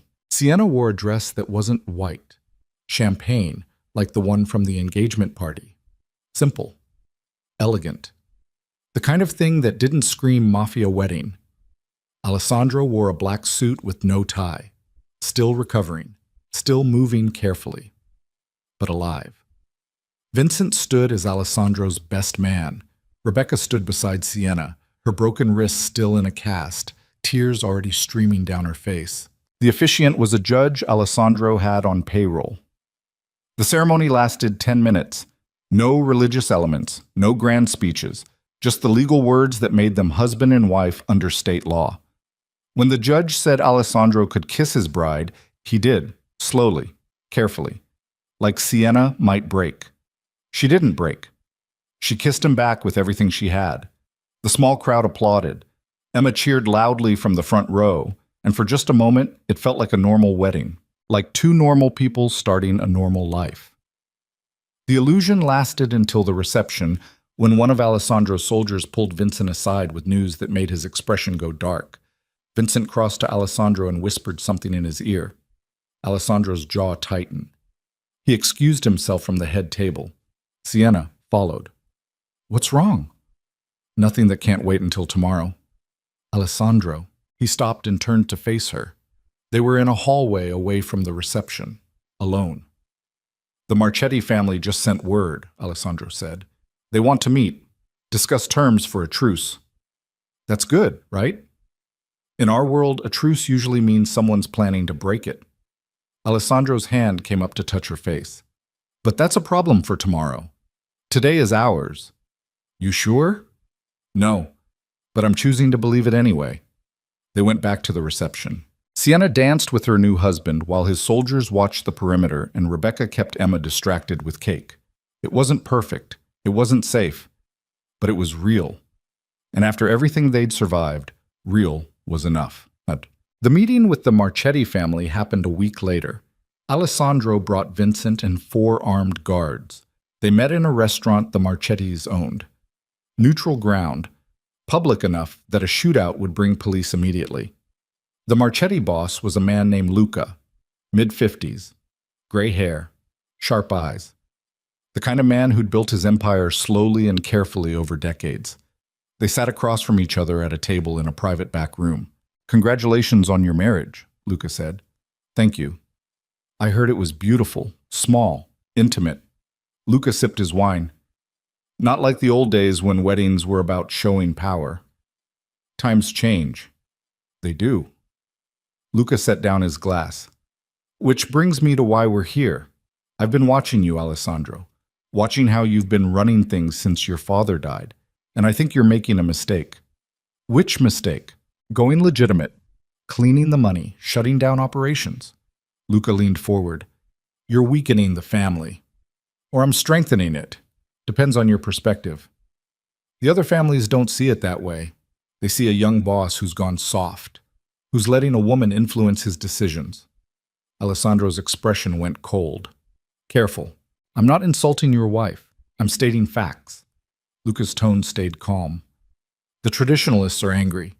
They think you're betraying everything our fathers built. And angry traditionalists make moves. Let them try." "They will, soon."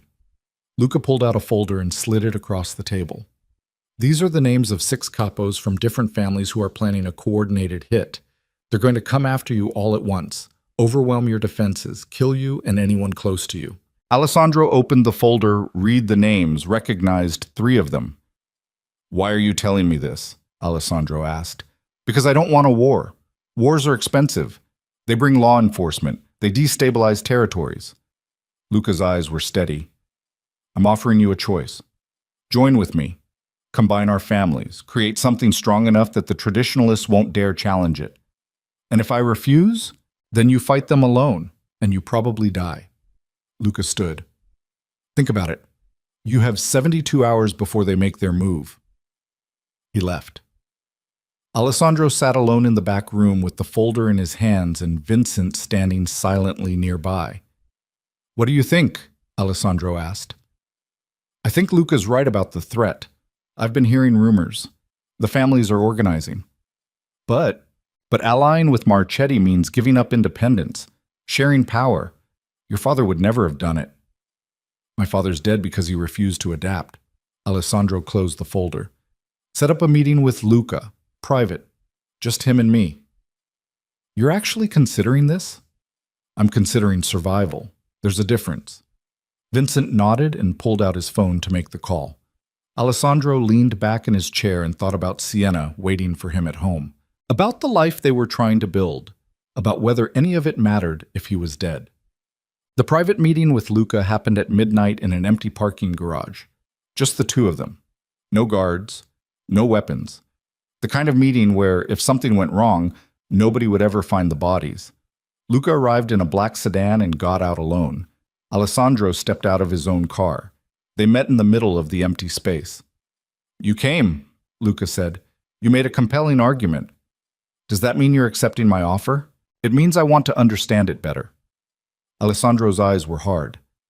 You want to combine families, share territory, create a united front. But what's the real play here? The real play is survival. The world is changing, Alessandro. Law enforcement is getting smarter. Technology is making it harder to hide. The old ways are dying. Luca's expression was serious. We either adapt together or we die separately. And you think I'm the right partner for that? I think you're the only one smart enough to see it coming. The others are still fighting yesterday's wars. You're trying to build tomorrow's empire. Alessandro was quiet for a moment. Then he said, I'll work with you, but not as equals. I keep control of my territories, my operations, my people. We coordinate. We support each other. But the Moretti family stays independent. That's not what I offered. It's what I'm offering back. Take it or leave it. Luca studied him. You're more like your father than you think. My father would have shot you and taken your territories by force. True. Luca smiled slightly. All right, we coordinate, stay independent. But if the traditionalists come after either of us, we fight together. Agreed. They shook hands. One more thing, Luca said. Your wife, keep her safe. The people planning this hit will go after her to hurt you. I know. Do you? Because from what I've seen, you're in love with her, and love makes men stupid. Alessandro's expression went dangerous. She's protected. Protected isn't enough. You need to make her invisible. Send her somewhere they can't find her. She won't go. Then you're going to have to make her. Luca walked back to his car. The hit happens in 60 hours. Be ready. He drove away. Alessandro stood alone in the parking garage and pulled out his phone. He called Vincent. Activate the safe house protocols. Get Sienna out of the city tonight. She's not going to like that. I don't care. Do it anyway. He hung up and drove back to the penthouse. Yichim. Sienna was waiting when Alessandro walked in. She took one look at his face and knew something was wrong. What happened? She asked. We need to talk. They sat in the living room. Alessandro poured himself a drink and then told her everything, the meeting with Luca, the planned hit, the 60-hour timeline. When he finished, Sienna was quiet for a long moment. Then she said, You want me to leave?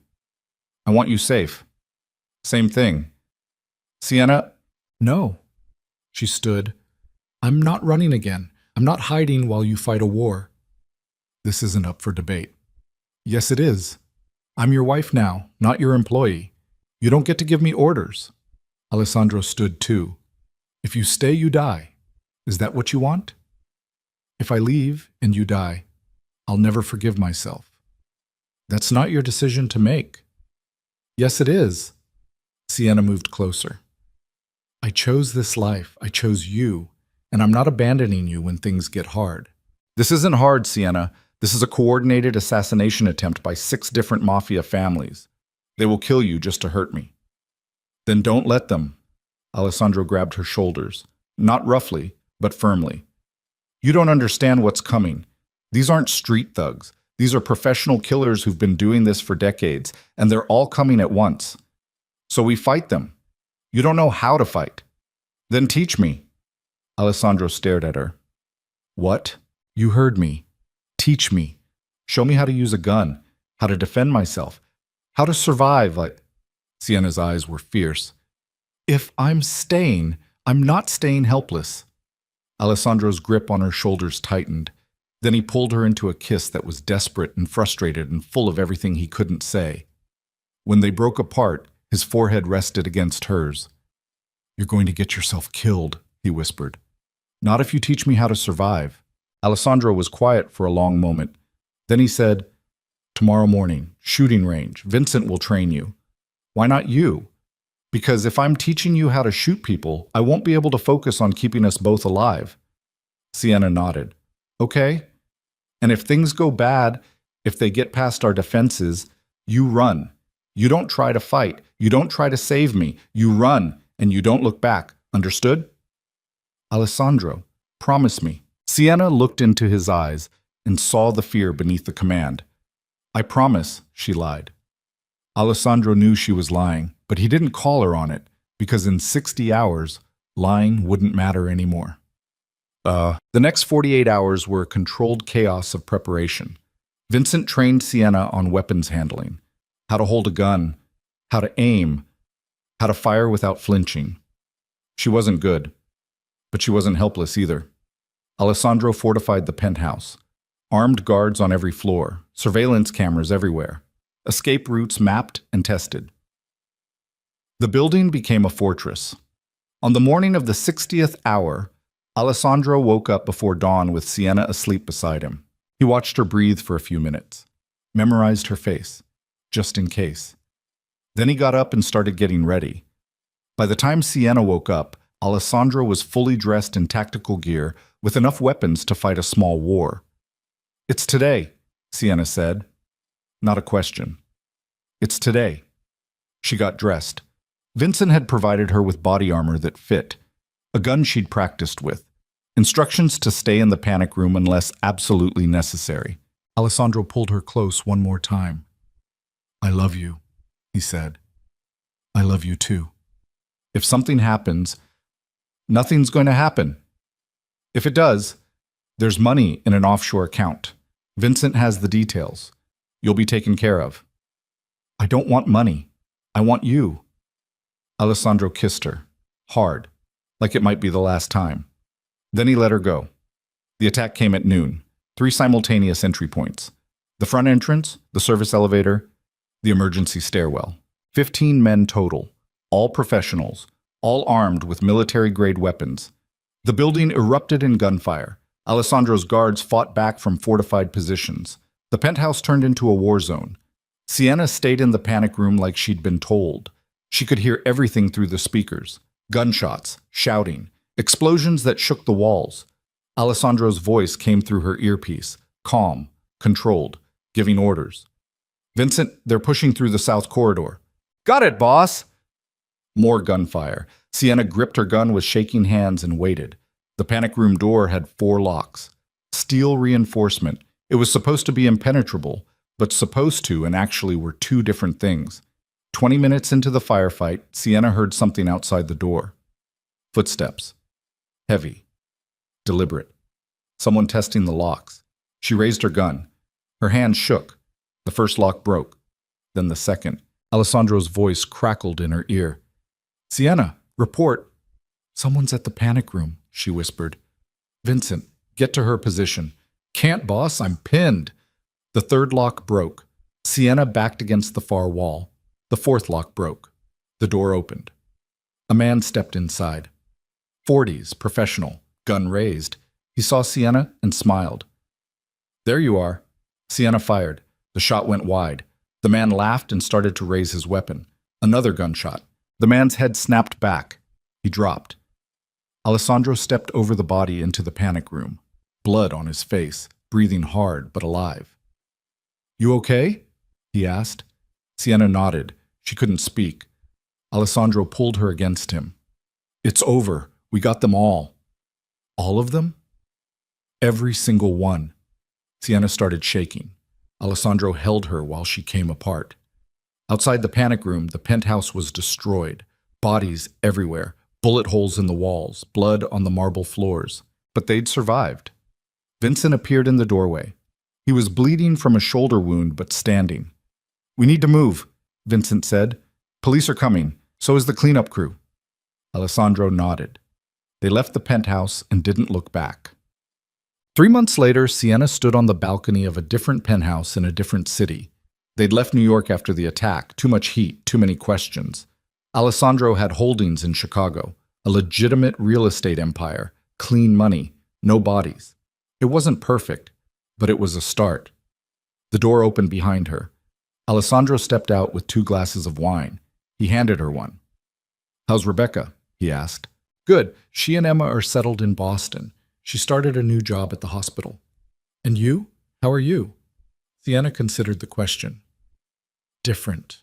Better. Still processing everything." Alessandro put his arm around her. "We did it." "Did what?" "Survived. Built something new. Got out." "Are we out, really?" "As out as people like us ever get." Alessandro looked at the city spread out below them.